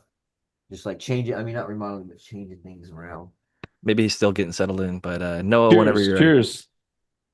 I welcome wasn't gonna back. cut Brandon off. All Go good. ahead. What's up? What up? So Noah, earlier we talked about I don't know if you saw it in the DM or not, but I asked everybody 3 tips for somebody starting their grow, and we were just getting into stuff that we wish we knew before we started growing. And I think Spartan shared something, I shared something. I'm not sure if Brandon shared something or not, but I think he did about that specific category. But is there anything that you could think of off the top of your head before you started, now that you've been growing for a long time, that you wish you would have known going into Uh, growing cannabis? of course, absolutely. The first thing I tell all new growers, get your environment right first. Don't worry about anything else before you worry about that. That So was one of Brandon's top that 3 tips. that'd be the first tip I'd give somebody. Make sure you got your airflow and your humidity, your lighting, everything else. Make sure so you're not going to get any mold or anything like that. Um, a majority of the time, a grower contacts me. The first thing I ask them is about their environment, and usually problems arise from that at least 50% of the time. So, and I didn't If really know that, you know what I mean? Because when I first started growing, it was about 15 years ago. I really wasn't shows like ours. I had the Jorge Cervantes Marijuana Bible, but um, even any grower that knows, their stuff now knows there's a lot of outdated stuff in there, and there's no real, you know, pusher for environment on that. So there I was, have a it was copy of it as a genetics and novelty. stuff like, yeah, don't go to the same grow store and or leave it at your How to friend's not get house. Don't go arrested straight while to the it's grow illegal. site. Yeah, but no, I would say get your environment right first is what I would give a new grower's advice. Great advice for sure. And I agree with what you're talking about because I read a lot of the same forum posts or I even, like I said, I have a copy of the Jorge Cervantes Marijuana Grow Bible that is almost more like a novelty that I'm keeping now. I don't open it looking for advice, but occasionally I'll pull it out as part of like the cannabis content of years past that I've collected. And it's just interesting. It's a reference point. I think Mel Frank had some of the better stuff. He was one of the earlier people in like the 80s or 70s, even saying like to grow your plants on 1212 because he was trying to grow them in his New York apartments and stuff. His plants were just getting massive and never flowering, and he finally figured out the photo period, scoto period situation, and finally gave him a 12-hour dark period. Off he was going, and he was able to grow his own, which that seems obvious to a lot of us now. But if you don't give your plants enough dark time, then they are not going to flower unless you're growing an auto flower, which is kind of a monkey wrench in the mix. But I think avoid those. That's a tip to new growers. I would say is don't start with auto flowers as much as they're pushed at you. Get a few grows under your belt with other stuff. I would say feminized is probably the way to start. So you know that you've got females and they're gonna be a little bit more forgiving to if you do make a mistake during their veg period, you get them to the size that you might think is going to be good for your environment, and then you change the lighting cycle, which is easy enough to go from 18.6 or 17.7, 17 hours on, 7 hours off to 12 hours on, 12 hours off, and get your plants to start flowering. If you like training wheels, if you want to just grow and learn, then grow with regulars. That way you'll learn what a male and a female plant looks like instead of giving yourself training wheels and then never being able to tell the difference. I think regular seeds are why so many new growers became breeders. Accidental breeding. It happens to the best of us. That's Well, another I don't have lesson, any though. That's flour, another but I got lesson. seeds. I'll say you can learn how to grow regs after even one fem grow. Just get some flour under your belt, and then Pro tip. you'll be so passionate and hooked that you'll be like, all right, what's the reg situation like? And a lot of the Really, really learn how to grow before you start breeding. That way you can know how to select things well. yeah, because if you're not able to grow killer like the best of the best stuff, at least in your area or that you've come across, then maybe you're not expressing the plants to their genetic potential, and you could probably do a little bit more to improve just personally in your grow before you start uh, altering or tweaking the genetics in a way that may.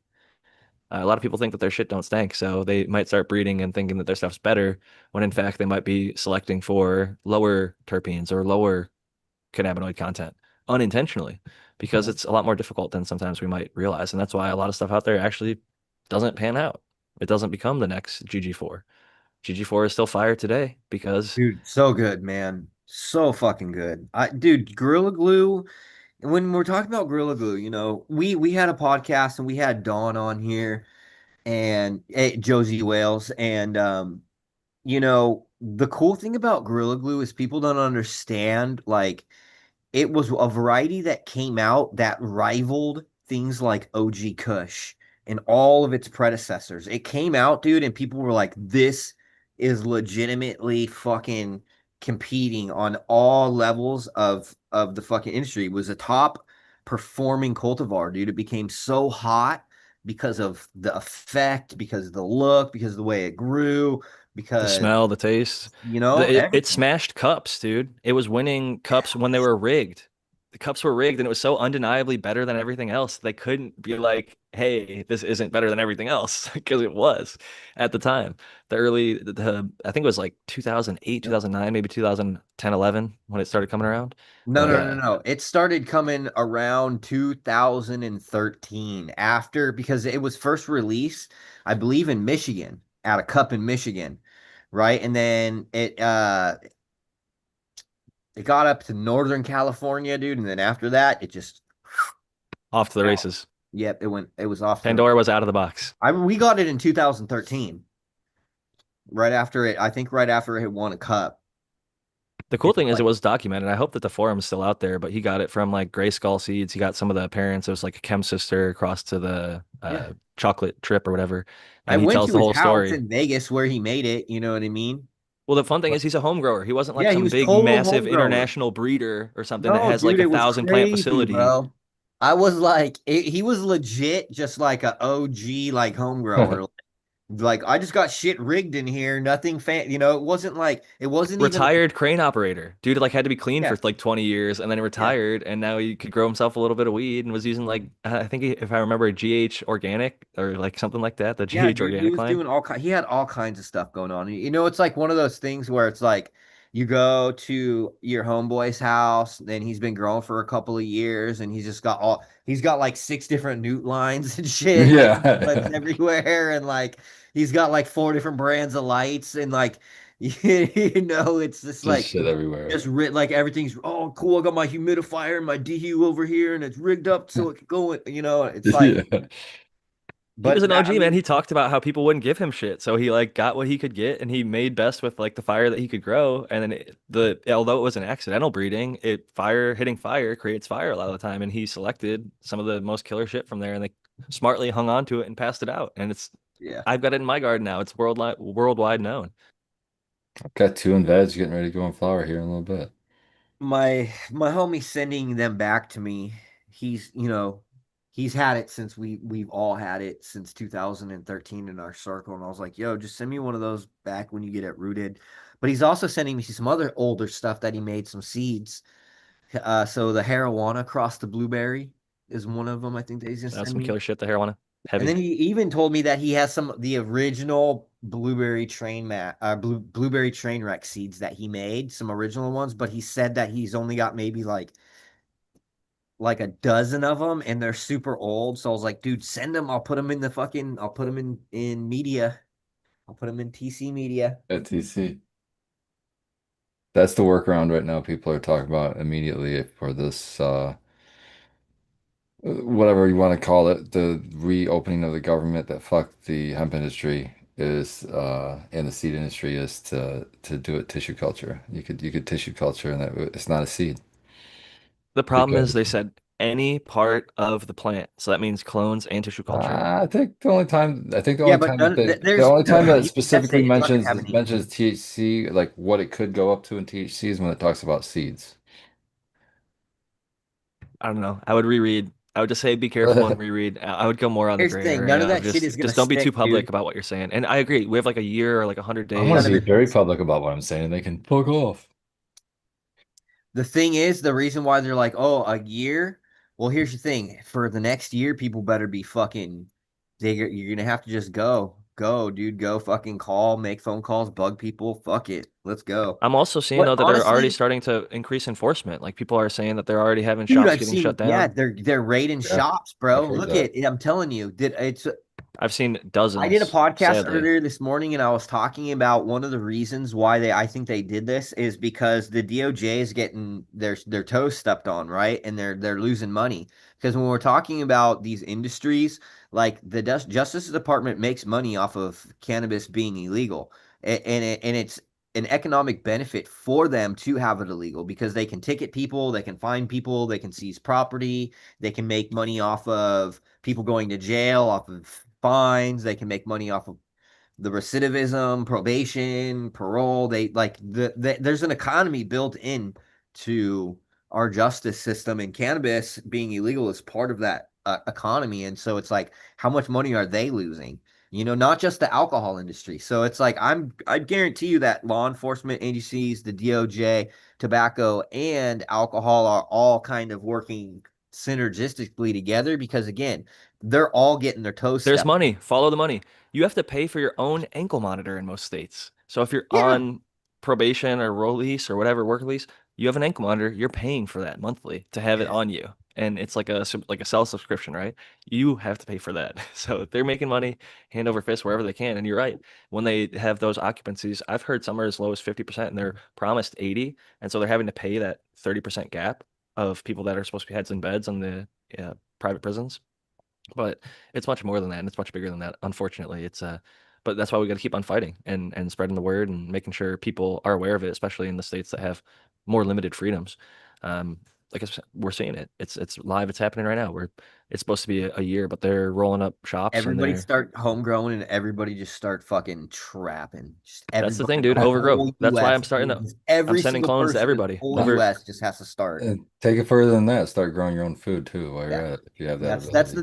the best transition to see Victory because Garden. that's the like look at being self-reliant is the biggest like middle finger to the establishment, right? Because Right. it's again for the people by the people, but there's people in place that are again one of the things I was saying this earlier. It's like we do not live in a democracy. We live in a constitutional republic that Mhm. is that has democratically held elections, but these motherfuckers just write willy nilly whatever they want and be like, you need to fucking follow this fucking these regulations. So it's up to us to just be like, nah, fuck you guys. You know, I think civil disobedience is like the heart of being should be at the heart of being American. You know what I mean? Because if something is unjust or we don't think that it should be lawful. We should fucking disobey that shit. There's all kinds of tools too. Jury nullification, one of my favorite. Yeah, journey. Nonviolent resistance. I Awesome. mean, it's a very effective way. And It like you're is. talking about with the self-reliance, you can I got choose my jury. to I got my participate summons. in. I'm happy. I got my jury summons in the mail. I can't wait to sit on the jury. You never know what you might go across. I filled out the paperwork because mine was like a federal, like it was one that I've gotten a lot of jury summons I've only done federal like once, that. and I did not enjoy that even a little. That one sucked. Dude, it was asking a bunch of like I had to do like a survey and like it was a lot more detailed than Uh, any the other ones. It's like you can almost like ignore it and get away with it. This one was like, we will be calling you if we don't hear from you in 2 weeks. And I was like, oh fuck. Like, I'm a convicted damn. felon, so they don't send me that stuff.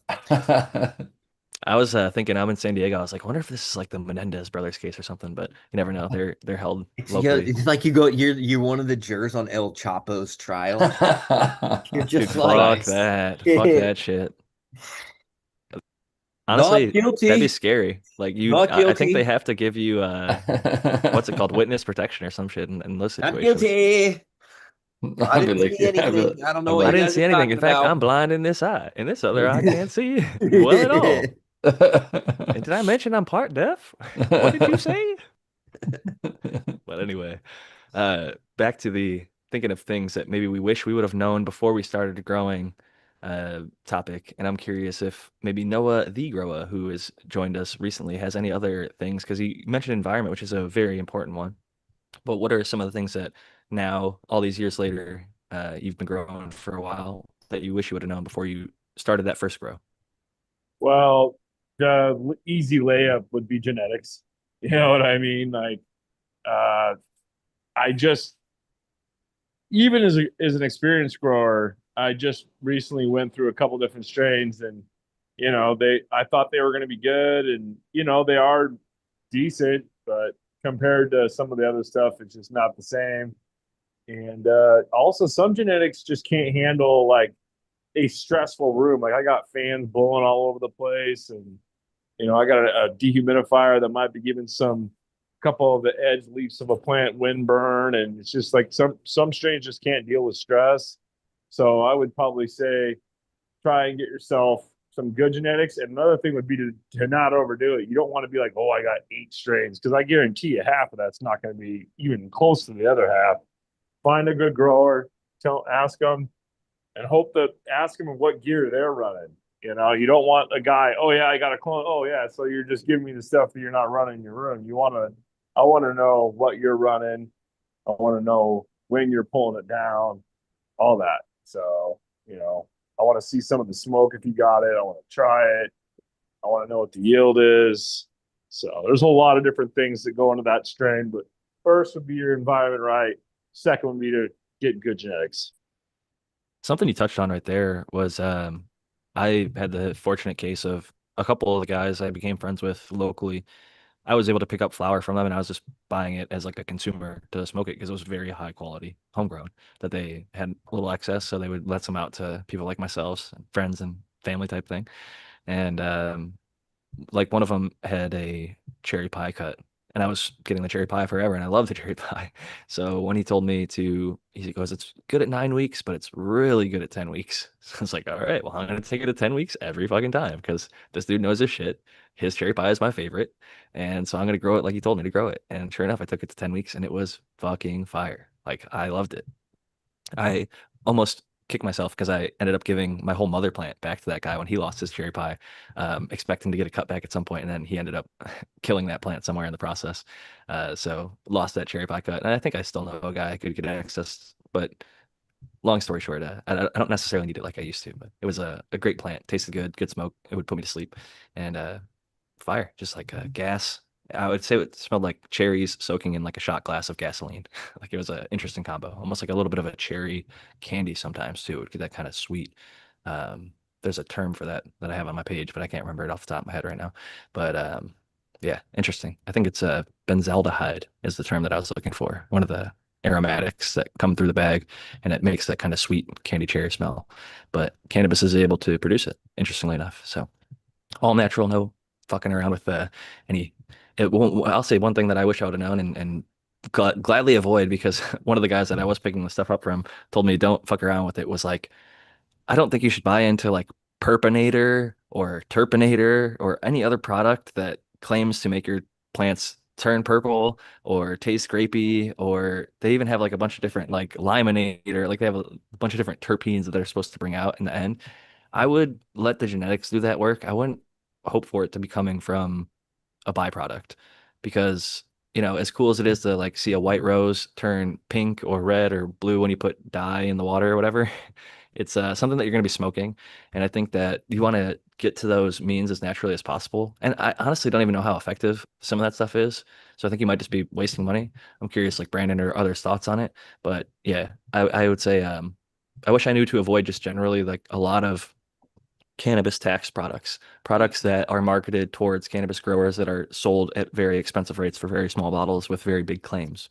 I'm going to double your yield. I'm going to turn the plants purple. I'm going to make it smell like X, Y, or Z.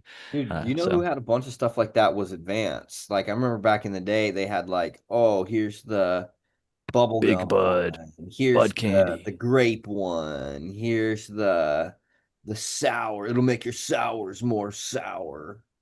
Or like, they had all these like claims that like it's gonna make your terps a certain way or whatever. It's like, what the fuck? It's weirdly enough, I think some people that use those lines, everything does start to taste the same. So maybe there is some validity to it because I've come across some people that like I don't know what products they're using, but they say that they have five. Maybe they're just lying about the strains that they have, but like three Huh. out or four, maybe all five out of five kind of have a similar hint to it. Oh, dude, no, I Uh, get that too, man. So there's this one, I don't know if it's people that are doing Athena IPM, but like all the weed all tastes exactly the same. And what it reminds me of is lavender dryer sheet. Huh. That sounds terrible. But it's like I've It's gotten it only from on so it's only many on Athena different stuff. growers, so many different types, so many different varieties, but that same exact flavor profile. And they're all using Athena. That's No, the I don't common know. I thread. said Oh, I you don't think that know. it might have been from like the IPM Oh, stuff. like I'm they not sprayed sure. it late. Yeah. that'd be interesting for sure. I mean, linalool based products would pass testing because linalool is already on cannabis. So if you're using it as like a pesticide based thing, Like an oil based, yeah. or even just as like back in the day, the good old day, one of the first years I was buying weed in seventh and eighth grade, one of my buddies that I was buying it from, his older brother had a scheme where he would buy Tasty Puff and Blueberry Yum Yum was a popular song by Ludacris at the time. Ludicrous. Yeah. And so they got the blueberry flavored Tasty Puff, which is like a tobacco enhancement, and they would spray it into their bags of weed. Oh my God. And then the weed would taste like blueberry candy and smell like blueberry, like ridiculously like an actual blueberry candy would. Like it was sour though. Oh, it gives me nightmares. It got one of the worst highs ever because I didn't know before I got this product. I was just hype on I was bumping Blueberry Yum Yum with my homies in the car and we were fucking smoking blunts and got back to my house and smoked more. And it's one of the worst highs ever. And it tasted, it did kind of taste blueberry-ish, but it was sickly sweet and not appealing and didn't burn well. So, however they applied it. But that being said, it's become like a new wave. The spray packs. If you Oh my look on God. the YouTubes or the Zazas or the whatever, the kids these days are calling it and Zaza. Let me stuff. get some of that Zaza. It has to I come with hear a someone toy call and it then some Zaza. sort of I know elaborate they smoke packaging. mids. How do I know you Exactly. smoke mids? Because you just You're called you're that paying weed a lot for Zaza. packaging. That Yeah. is a true fact. Yeah. The Here, second here. someone This calls it is the Zaza, real. I don't know if you can. I wish that this feature could be like enhance, enhance. wish, right? Anybody Enhance. knows that reference? Shout out to you. Oh geez.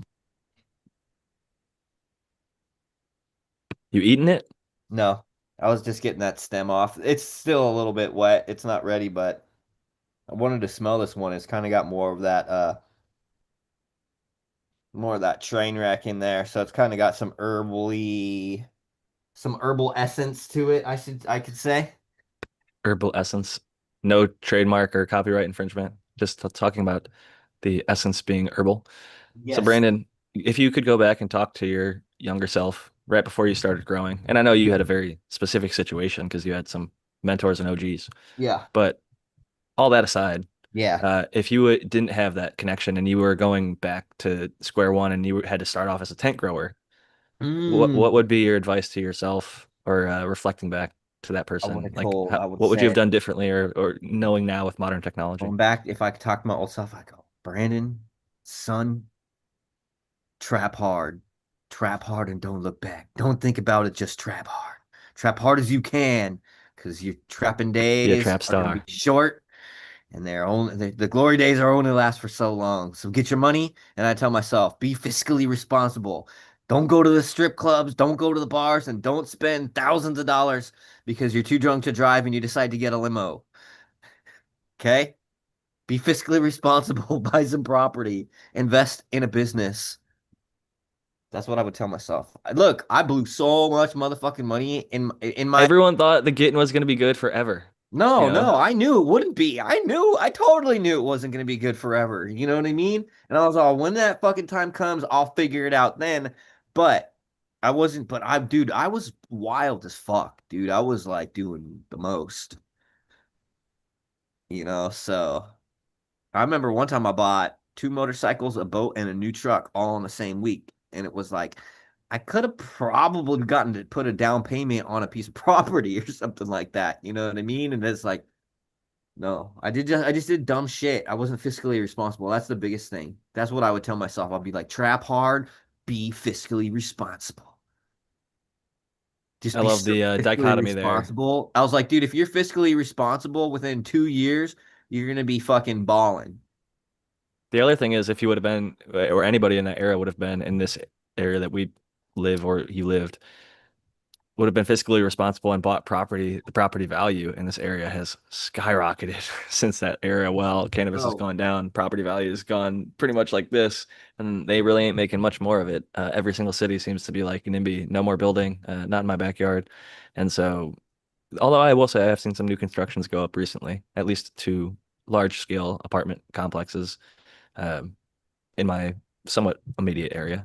So more housing for people, which I'm always happy for those people that need somewhere to live, to have places to live. And I think it should hopefully bring costs down a little bit, but generally doesn't.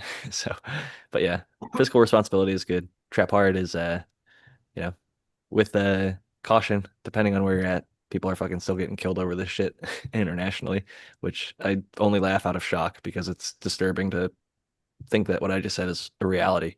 It could be for a gummy, but especially for cultivation.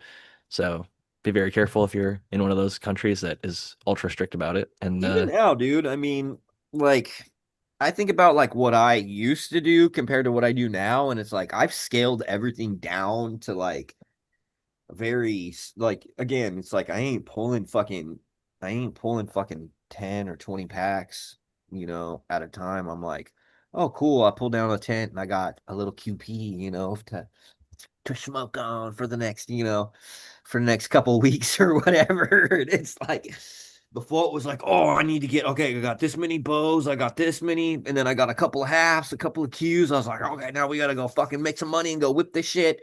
It's not like that anymore. It's like it's even kind of better now because it's like I don't have to rely on my product. I could just do it for fun and you know what I mean? Not there's not as much pressure to like, oh, I gotta make sure that this fucking run is solid because I'm broke as fuck right now and I need to make some money. It's like it's you a little. also have other revenue. You've got cash flow from Bokashi Yep. business, or I should say full crop science business, seeds, clones, etc. So it's not all on the flower, Yeah. where a lot of people, if like I would say where the money's at right now is state to state or international trap, because that's where, Yeah. you go from one market to another and your value skyrockets. And You, it's you still, know, there are still people out there, shipping packs. Shout out to y'all, yeah. vacuum You know what's sealer gang. really, really interesting you say that too is because like starting off even 5 6 years ago, like sending like good quality chronic indoor pounds down to Mexico started to become a thing, right? Which is total fucking Reversal. total reversal. But it's like, oh, these people are tired of smoking fucking the brick weed, and it's like there's nobody down there doing what they're doing in America. And so it's like it started to be like, oh, these motherfuckers that are blowing up like houses and their trap spots are fucking they're like their clientele shifted and they're like, oh, we're fucking slanging to fucking these Mexicans that are fucking taking it down to fucking Mexico, right? And they're fucking getting top dollar down there because they don't have weed like this. The ultimate irony. I also saw Cali packs going to Amsterdam, which is pretty funny and ironic from where things, granted California's had it for a long time, but Amsterdam was definitely more OG in that respect. And Well, seeing Cali packs anywhere, legitimate or not, it's funny to see them replicated or legitimately the Cali smuggled. market is never going to go back to how it was. It will No, never but be the same again. no, it will never The whole be. reason is It'll because still have a sort of a shining cap. Like if everybody's getting like 600 a pound, they might get 700 or 800 or something like that. But yeah, I don't know if those numbers are even justifiable in 1, 3, or 5 years. But It's uh, well, the reason why it's not the same anymore is because they used to be the main supplier of the rest of the country. So it didn't matter where you came from. You might be Midwest, you might be coming from out east, but there was buyers coming from all over the country, and so it propped up California, dude, for a fucking long time. And now that all the states are opened up, dude, and like a lot of places there's an oversupply. Places like Oklahoma, Michigan, Colorado, you know what I mean? There's like, you know, and then there's like still states like Ohio, even though they've got you'll see it legalization, in where New there's York, dude. shortages of good product. Dude, New York 2030, bro, is going to be so much different than New York right now, right? And the reason why New York is because there's a large amount of consumption, but a small amount of production. Even smaller is a production of quality, like craft They're quality. also cracking down on any non-regulated. They've been rating for much longer than the hemp regulations. If it's like a trap shop that's not like permitted and paying taxes to the city, they have been going after them hard for a long time. I've been seeing that unfortunately unfold for too long. And, I think it should just be easier, make the path easier for operation for bodegas and small businesses to start integrating cannabis into the normal space. Sell it at 7-Eleven, sell it at the corner store, sell it at the, you I know, want to know who the actual lobbyists are. I want to see like the names of the actual people that are going in there and talking to the senators to see who the hell they're working for exactly. Because well, it's not the it might just say, oh, it's this alcohol company or this, but like let's if we want to see accountability for like who's running the show or like who's it's not it's like, oh, it's this company. Well, who's making the directive? Who's the one that's saying, hey, we need to stop this. We need to put a stop to this. And the thing while is, it's a industry thing. So like these industries, it could be Jim Beam talks to some other whiskey maker, talks to some other liquor maker, talks to some other liquor maker and says, have your guys' sales been going down? Yeah. What about the states that have cannabis legalized? Yeah. How are they doing there? Much worse than the rest of the places where it's not, And it's like, oh, well, what do you guys think we should do? Well, maybe we fight back and fucking make it harder for them to do their thing, especially since now they're selling them basically like, I see some that is literally like hard liquor versions of CBD or THC beverages that are being marketed to me on all the different social medias. And so I know that it's out there, and I know that even if, whatever amount of sales they have, 10,000, 100,000, $1 million, whatever amount of revenue they're doing, these alcohol companies see that as losses from their bottom line, as potential that they could have been making sales to. And I get that it's more of a scarcity mindset, and we should think there's a big enough slice of the pie for everybody. And if alcohol is actually good enough, it should stand on its own merit, and it should be able to be sold side by side with cannabis, and people should be able to make the choice responsibly as adults on which one they want to have. And I think a lot of people come to the conclusion that they like cannabis. Funny enough, fucking, I was not expecting this, but one of my own family members who was anti-cannabis for a long time just messaged me saying, "How much of this product should I take?" And it was me and my wife all in a little group chat, and promising, because it's just like great to see people change their mind, especially after having negative experiences or negative beliefs about it, and then not only that 20, 30 minutes, hours later, saying, "Oh, I took them out that you recommended and it worked and I'm feeling calmer and I'm feeling better." So it's like, fuck yeah, dude. It's like I'll never hold it against somebody for being anti if they want to get on the bandwagon and start trying it. It's going to benefit them, especially my family member who is going through, a stressful experience for themselves and able to get some relief. So why the heck not? I support all people in their different uses, and I was happy that this person had access to a product, and my wife and I were able to give a little bit of advice to them and how to take it and when to take it and how what to expect. And they got exactly what they were looking for, and now they have a positive, at least one positive experience with cannabis in their you know life. And now moving forward, they might take some of the rest of those products that they enjoyed later on when they're feeling the need for it, and then they'll have the second and third and fourth positive experience, or maybe they'll take a little bit too much and be like, "Hey, I should have actually listened to my son and not, waited the full amount of time for it to hit me and before I took another one," or something like that. But in certain situations, Maybe I they'll be think inspired to grow it and have a lifelong positive experience with cannabis. I'd love to send them some seeds and get them growing. They've got a perfect place in terms of, a home where they could easily grow and get it all situated. I'd hook them all up and make it happen. But that's a future conversation that I could, I'm overgrowing the world one person at a time, and why not a family member, right? I tried it once before and then things didn't end up working out, but it got them growing other things. So that is a victory, a small victory in its own right. And they have that garden has expanded. It's like a Spartan grown garden almost at this point, not quite, but for a Midwesterner to have they're harvesting like blackberries and peppers and tomatoes and grapes and a whole bunch of different just variety of stuff that they like and lettuce and brassicas, like a whole bunch of just random Awesome. stuff that they planted that the kids are helping out with and him and his wife are all getting involved with. So hands in the soil, kids growing the food, they eat that food and they enjoy it. A lot of kids that will never even think about touching a veggie would say, "Oh, well, it came out of my garden. I picked it. I washed it myself. I sliced it up. I know what it is." It's like it's not some crazy thing that came from a grocery store. Where like to me, like when I was really young, like the just process to like getting driven to a grocery store, it's like this big bright place and you're brought in, there's a bunch of fucking colors and noises and fucking it's a lot of stimuli. So you're like in there like I don't know, it could be overwhelming. Like where the fuck does this food come from? And the kids don't necessarily have that connection. If you take them out to the garden and they pick it themselves, it's like, oh, this isn't just some item that came from a store, brightly lit area, set on a shelf that mom or dad went and picked up and fed to me. This is something that in nature grew in my backyard. I watched it from when it just looked like a green little leafy thing, and then it grew a branch out of it, and then it started sprouting strawberries or whatever. It's like uh, a magical, honestly, just like cannabis. When you see it flower for the first time, you're almost in disbelief. Like, how is this going to happen? When's it going to happen? And you could see all the pictures, but you're like, oh man, mine isn't quite there yet. And then slowly but surely, you start seeing those pistils pop out. And you're like, oh, it's happening. It's happening. It starts packing on that fucking weight. And it's like those last, I don't know, 3, 4 weeks are some of the most exciting times, just watching it slowly swell up and get fatter and fatter and fatter and stinkier and stickier. And you're just ready to fucking harvest it too soon. But everybody's saying, don't harvest it too soon. Wait till they get milky trichomes at least, and wait till the pistils start turning orange or whatever.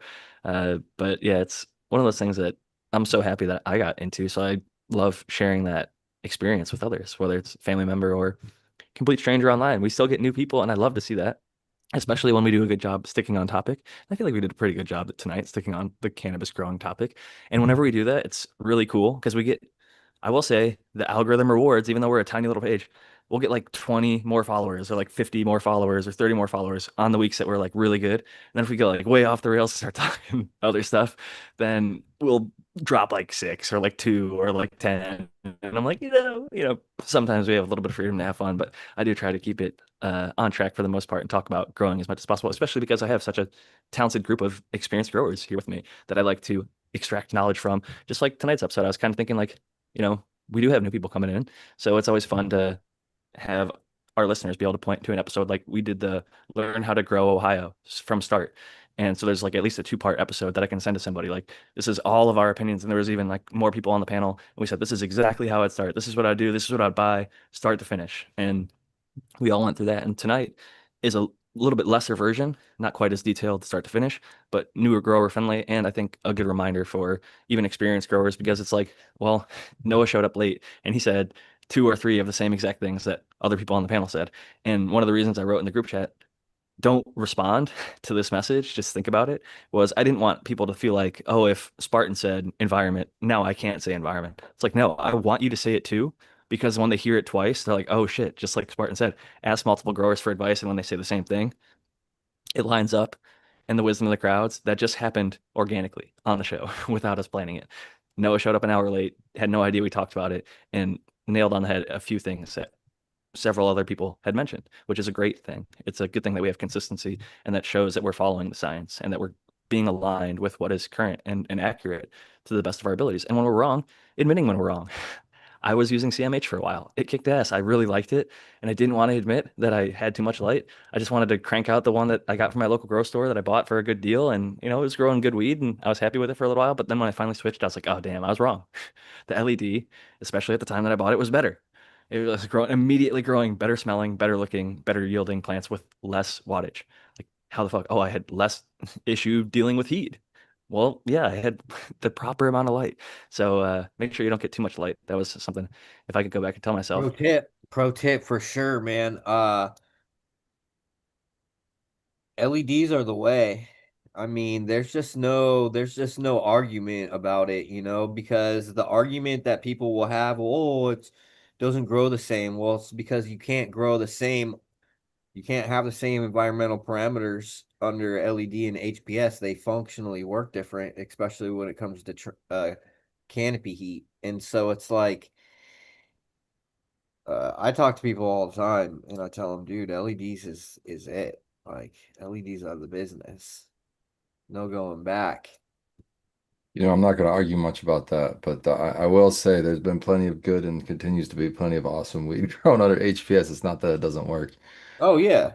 Yeah, Yeah, absolutely. I mean, but we used to run, checkerboard metal halide in HPS, and that's how we did like mixed spectrum and shit. well, But like I'm dude, glad you brought up what you did about the LEDs and the environment though, because checkerboard, what you brought up, I've seen people checkerboarding LED and HPS. I'm like, how, I'm seeing that too. that's Not not a good really idea in my opinion. compatible when you need to have one environment or the other. How are you most the answers that I get is they're going with the HPS environment. I'm like, okay, well then you're not. it's Maximizing. I think that once you really are like just trust that like you can run your rooms way hotter as long as you get more Yeah. humidity in there, and you just trust that and you watch the result of it and not blast your lights, because the lights are more efficient, right? And they're being directed like over, it's not one bulb that's diffusing light in different directions. It's literally diodes that are going straight down evenly across a canopy, Right out, yep. right? And so in most situations, like people that are having problems, it's because there's too high of light intensity. Just dial that shit down a little bit, dude, and you're fucking be fine. You'll maybe grow a little slower, but I'd rather have a plant that grows slightly slower than one that gets stunted from giving it too much light or too much heat, And I've etc. had there's a comment from chat here, JP from NBN NB. or 9091. And he says, my basement is cold this time of year to run LEDs. And I've heard this not by just him. Lots of people have said that. And Yeah. I would just say then why not get the most efficient heater to add heat to your room instead of spending electricity to run a light to heat your room. That's a good point though too, because when we had the Black Label farm, right? We had those big ass 100-foot long greenhouses. Yeah. Like, there's no way that we would have been able to do LEDs in there, expect because we needed that additional heat for wintertime growing in those houses. Even though we had butane heaters in those greenhouses, it still wasn't enough on some occasions where it was just too so fucking cold. So I get that the addition of that heat, Yeah, but I but would say is you probably need that heat if it's that cold. You probably need that heat, not but only a on lights basement, on, but and lights out too. So but a get a basement, you heater should be and you fine can with a add little that heat heater. 24/7 if you need All the it. time. And the other thing is with a greenhouse is you really could improve. Almost every greenhouse is not perfectly sealed, and the R value, the insulation, Yeah. if you have the ability to, which many don't, here's the thing. And in those types of commercial setups, you got what you got and you're just working with it. So I Hmm. see why people go the way they go. And in the case of like a veteran grower who's already got a full setup built out for HPS, and like Noah's case, and a lot of commercial facilities case that are cranking out dank, there are tons of facilities growing dank buds. I thought for a long time, even when I switched to LED, I still thought HPS was growing better bud because the nug structure that I grew up like high times wanting that thick golf ball solid ass nug. It was harder to achieve under LED before I understood the balancing of more of a red spectrum, which I do think benefits it. If you just give it a white or even like a blue leaning white LED spectrum, I think your buds are going to get more triangle shape and a little bit more foxtail, even if you have good environment. And I think getting a little bit redder, deep red, not far red spectrum into LEDs, especially the early ones that weren't like now everything has 660s for the most part scattered in there. And some of them don't have enough, some of them do. Do your research on which ones are good and which ones aren't. However, like the early ones, like most of them didn't have anywhere near enough. And so like I myself modded my light to add more reds and more blues because it was lacking at certain points. But I would say that there was definite benefit to that. And it started looking more like what I wanted. I could grow a bud that looked like a solid fist, you know. If I didn't top the plant and I just did like a single cola or whatever, it would be a little baseball bat type bud. And it was solid depending on the strain. And it was more about the strain than the lighting. And so I was glad at least I was able to dial that in myself in my own environment. And there was probably other factors as well. My environment wasn't perfectly dialed, but I saw a lot of people on the early LED switch that were getting really foxtaily buds and weren't necessarily also understanding that they needed to run it hotter. It took me a little while to, I came from the HPS background where it was like, keep it like 70 to 75 and like things are going to be happy. And the plants, if you look at the leaf surface temperature, were way hotter than that. But I didn't know that at the time. I was just like, all right, the plants are happy when we keep it in this range. So let's keep it in this range and that'll work. So when I switched over, I went to CMH, and CMH is really similar to HPS. They're both called high intensity discharge, HID. Mhm. So ceramic metal halide and HPS are in the same category, although I personally liked CMH, the ceramic metal halide, because um, the LEC brand or whatever, like I think it was Philips, it was made for like movies to emulate sunlight, to make it look like real sunlight during the daytime. And it just was a nice white light. And like HPS has this kind of orange hue. Metal halide, another high intensity discharge, More has light, this more blue. bluish It's a blue hue. light. Metal halide's a So blue light. It very doesn't blue, have that hard red spectrum in it at less all. efficient too. So less Way less. commonly run. Yeah. More commonly run in veg, but sometimes running checkerboard during flower. But those will still work, and they crank out terpy ass. But I know people that run pure metal halide because they swear it's the terpiest cannabis that they ever grow is under that. But that aside, I think spectrum definitely matters, and it was interesting to switch from. Uh, I was running basically all HPS is what we transitioned to in the end of my HPS days to when I started home growing under ceramic metal halide to growing under what I would consider like the second, maybe third generation of LEDs, where I would say like Blurple was like the early days. I wasn't in that generation because I am like I needed to see somebody grow under it and like have it proven for myself. Like I needed to smoke a sample of somebody under an LED to like trust it. I could see 1,000 people grow it online. I needed to smoke it for myself from a garden that had an LED to see it to believe it kind of thing.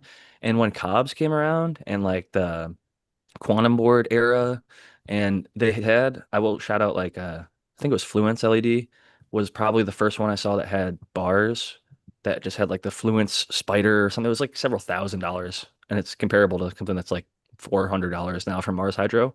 But back then, it was like the hot thing, and a lot of commercial growers bought it rightfully because it good spread, good spectrum. It kind of set the standard for what we're seeing pretty much across the board now. Just adding, I would say like fourth or fifth generation now has spectrum tuning, but the generation I got in was as good or better than that ceramic metal halide, and it was pretty clear, pretty fast. And I was the major thing for me, dimming without changing the spectrum is amazing. You can have like we were talking about earlier, if you're giving it too much light, you can keep the exact same spectrum and just dim it down, which is like magic because the plant, it's like if your fourth drive 100 miles an hour while you're doing your driving test, or if you can do it at 25 or 30 or 40, like it's way easier to do it if you're doing it slower. You're going to avoid the obstacles better. You're going to be able to, park more easily, whatever, at the slower speed. And that's what you're kind of doing with the light. You're just dialing back the aggressiveness of it's a huge part of the growth. Obviously, CO2 matters and the nutrients matter, but if the light is dialed up too much, you're pushing it too hard. And it almost immediately shows if you know what signs to look for. Tacoed leaves, the shade avoidant or the light avoidant effects where it kind of like covers itself up, it kind of leaves over top of its head, or it starts to droop because it's just really disappointed with the oversaturation of light. It can even happen in nature. If you don't harden your plants, is what I hear people usually call it when they transfer like they start their plants indoors, they pop seeds during the winter, veg them for a little bit, and then springtime comes and they go set them outdoors. Sometimes the sun is just too much and it just fries their plants. So some people put them out for like an hour the first day, 2 hours the second day, 3 hours, however long. I'm curious, Spartan, do you harden your plants off in any sort of way like that? And what's your thoughts on that? Oh, that's so situational. I try not to ever, but to get away from having to do that, I grow bigger plants before I put them outside. So So instead it's of, more stable. yeah, so imagine instead of putting out something in like a solo cup size, I'm putting out something in a 5 gallon pot. You know what I There you mean? go. Much more So, resilient plant. A lot harder yeah. to kill much more well-established plant. Yep, yep. And so yeah, and they usually way north where I'm at in Michigan. Well, I'm not in North Michigan, but I'm in the north in Michigan. And that's always been good. That's always been fine. But I've never really had any struggles. I have had struggles if I put them out small, so I just put out bigger plants. Has too early ever been an issue for you? And I feel like you've talked about starting Yeah, later. too early it means it's too early is going to be either a frost is going to come around and fuck you up, which is not a big deal if the plants aren't too big. You can cover them up with a box or something to protect them from a frost. But what's the big thing about too early here, at least where I'm at in Michigan, is they'll fucking uh the light cycle won't be enough for them to veg. And they'll try to flower early on you, and then they'll try to re-veg, and then you'll have a huge fucking mess of a plant by the time it's starting to flower again in August. So too early is more like in Michigan, we're dodging either the last frost, which can be kind of mitigated, or it's just not enough light, which you can mitigate too with lighting, just like we do indoor. You can bring a light outside if as long as you can protect it Doesn't from the even have to be elements. a lot either. Just like Yeah. they have these little solar powered lights that kick on at night for like motion detection or whatever. You can like, schedule it to come on for like 2 or 3 hours and just enough to break the photo period or whatever. You don't want to let it go into flower. Back in the day, the whole gas lantern routine was literally started based off of literal gas lanterns, which Yeah. do not put out a lot of light. They're mostly heat. It is like mostly flame and it is very little light, but it's enough hung at the top of greenhouses to keep, I think it was tulip growers or something like that. They were trying to keep them out of flower during certain early stages or something like that, if I remember correctly with my reading. But uh, interesting stuff. But Brandon, do you have any thoughts on hardening off plants if you go to put them outdoor from starting indoor? Um, nah, I usually just let them do their thing. I mean, I make sure that their light aren't too far apart, like their light timing, you know. It's a Like good point. So if it's like I don't 16 want to hours in your grow I don't room, want to you don't take want to. something that's like in like 18 hours of light and then put it in something that's only 14, you know. I'm totally there with you. But yeah. We got Noah the Growers garden up, spotlighted here, looking beautiful, showing that HPS can indeed still grow the dank. Shout out to you, Noah. Oh, thank you. Yeah, I'll get an LED one of these days. I'm gonna check it out. Just right now, I'm just riding the bike that I already own. You know. I'm with you there on that. I think you should do it with a tent grow and try and like Brandon's talking about, do like a little kit and do like your full setup, veg and flower all in one tent underneath an LED, start to finish, where you can kind of dial it up slowly throughout the grow and let them crank. I think it'd be interesting to see. 300, three Put it. hundred, bro. You can just pop off a little 2x2 tent. It's like training wheels and shit. I can figure it out. It's Oh, easy. I know you could. You make it I've happen no grown a matter couple where. plants, so I know how to grow some plants. So it's a light. It can't be rocket science. You You just run it know. a little warmer and a little more humid. That's about the only change I would say. Yeah. I But can other try than it. that, if you know that difference, then you're gonna absolutely crush it. Because I will say, LED for whatever reason, the plants don't take up nutrients as well if the room is colder under an LED. The Yeah. warming of the HPS actually does significant benefit in the chance that it's below, I would say 74, 75 degrees. You literally will start to see, like, I'll tell people, when we're asking a grower will ask me advice, what's wrong with my plant, blah, blah. And I'll ask, like, Noah, what's your environment? And they'll say, well, it's 74 degrees. I mean, And then I'll say, bump it up to 78. And then they do that, and then no other change, and everything greens up. And it's like it was having a hard time uptaking certain nutrients at 74 that it easily uptook well, how at was your 78. peaceful day? I think you're unmuted there, Noah. Just a heads up. Oh, sorry about that. It's about Have you that time ever noticed anything like that? for me to sign off. Okay, well, oh yeah, Figure it dang, I out. just noticed it's 5:59. I'm gonna pass it over first to Brandon. Yeah. Appreciate you guys always being on here. I know you guys been going strong for a minute. all of us. But yeah, I'll see you guys all soon. Check out Cheers, all the man. cool stuff. The website's going to be updated. We're going to change the .com domain to full crop and all that. So we'll see what happens in the next week. Maybe next week it'll all be updated. I'll see you guys next week. Heck yeah, Take it man. easy, man. Hey, man. 339, that's 6.5+ Hey, years that we've Brandon. been doing this show weekly. So very rarely miss it. So cheers to you, Nice. Brandon. Thank you. Next up, we got Spartan Grown. Well, thanks, Jack. Thanks everybody on the panel, Noah, and of course Brandon just left, and the chat, of course, are always showing up. That's what we do this for, right? There was a good question in chat. I want to answer it just real shortly. What do I think about UVB? I'm still jury's still out for me. I mean, even though Grandmaster LEDs is coming out with a light with UVB and UVA, I'm just like, I don't want it. Tell me a reason to want that. But I don't know. I'm not hating on it. I just don't see. More evidence is needed for me to put my seal of approval on it. Other than that, much love everybody and keep on growing. I will say I just saw, I think it was Mammoth, and they had like a tower one that had like three, I think it was like UVA, UVB, UVC maybe, and there was like three bars coming off of it. And they walked up to it while it was on to take the video of it. And I was like, do not stand by that thing while it is operating. Like, I was like, Wow. oh no, bad. Like, and they said it had a sensor to turn off when a human is detected. So either that failed or maybe they swiped over to the next one and it was turned off. But that Wow. concerns me. So be careful with UV, folks. Don't run. I wouldn't run any of them. I think UVA is technically safe, but I wouldn't run any of them by myself if I'm in the room. There's ways to set it up so you can run it while you're not there and have it still effectively treat the plant. That said, something I didn't mention earlier that I wrote down in my little notes was VivoSun heater. Again, I'm also not sponsored by them, but I just saw that they have a little electronic heater now for specifically for growing in tents. It's a small heater. I haven't tried it.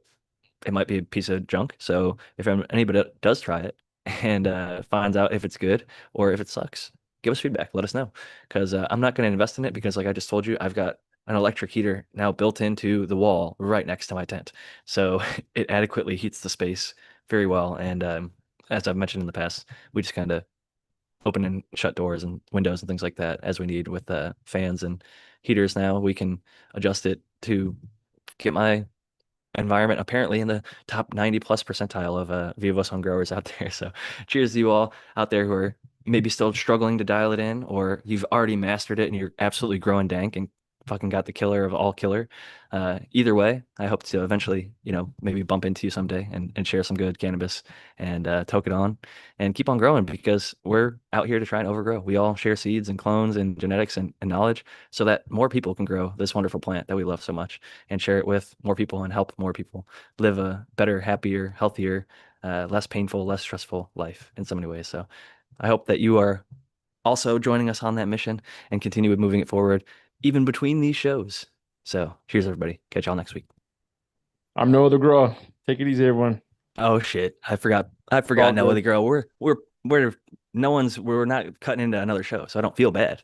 There's not a Michigan Bros Grow show for us to run into. So I'm gonna pass it next to Noah the Grow.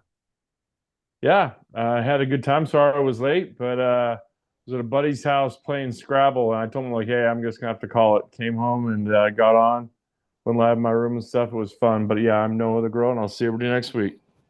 I never apologize for hanging with the family or even hanging with friends and doing stuff in person. I think that there's a lack of that, a distinct lack of whether it's D&D or Scrabble or Pokemon or Yu-Gi-Oh or whatever it is, a card game, a board game, doing something with people, crosswords, whatever it is, it's fun. It's people should engage in things in person. And I think that there for a long time, especially during the pandemic and stuff, there was a lack of that. So the more that we can engage with people, the better. We're all social beings, whether we want to admit it or not.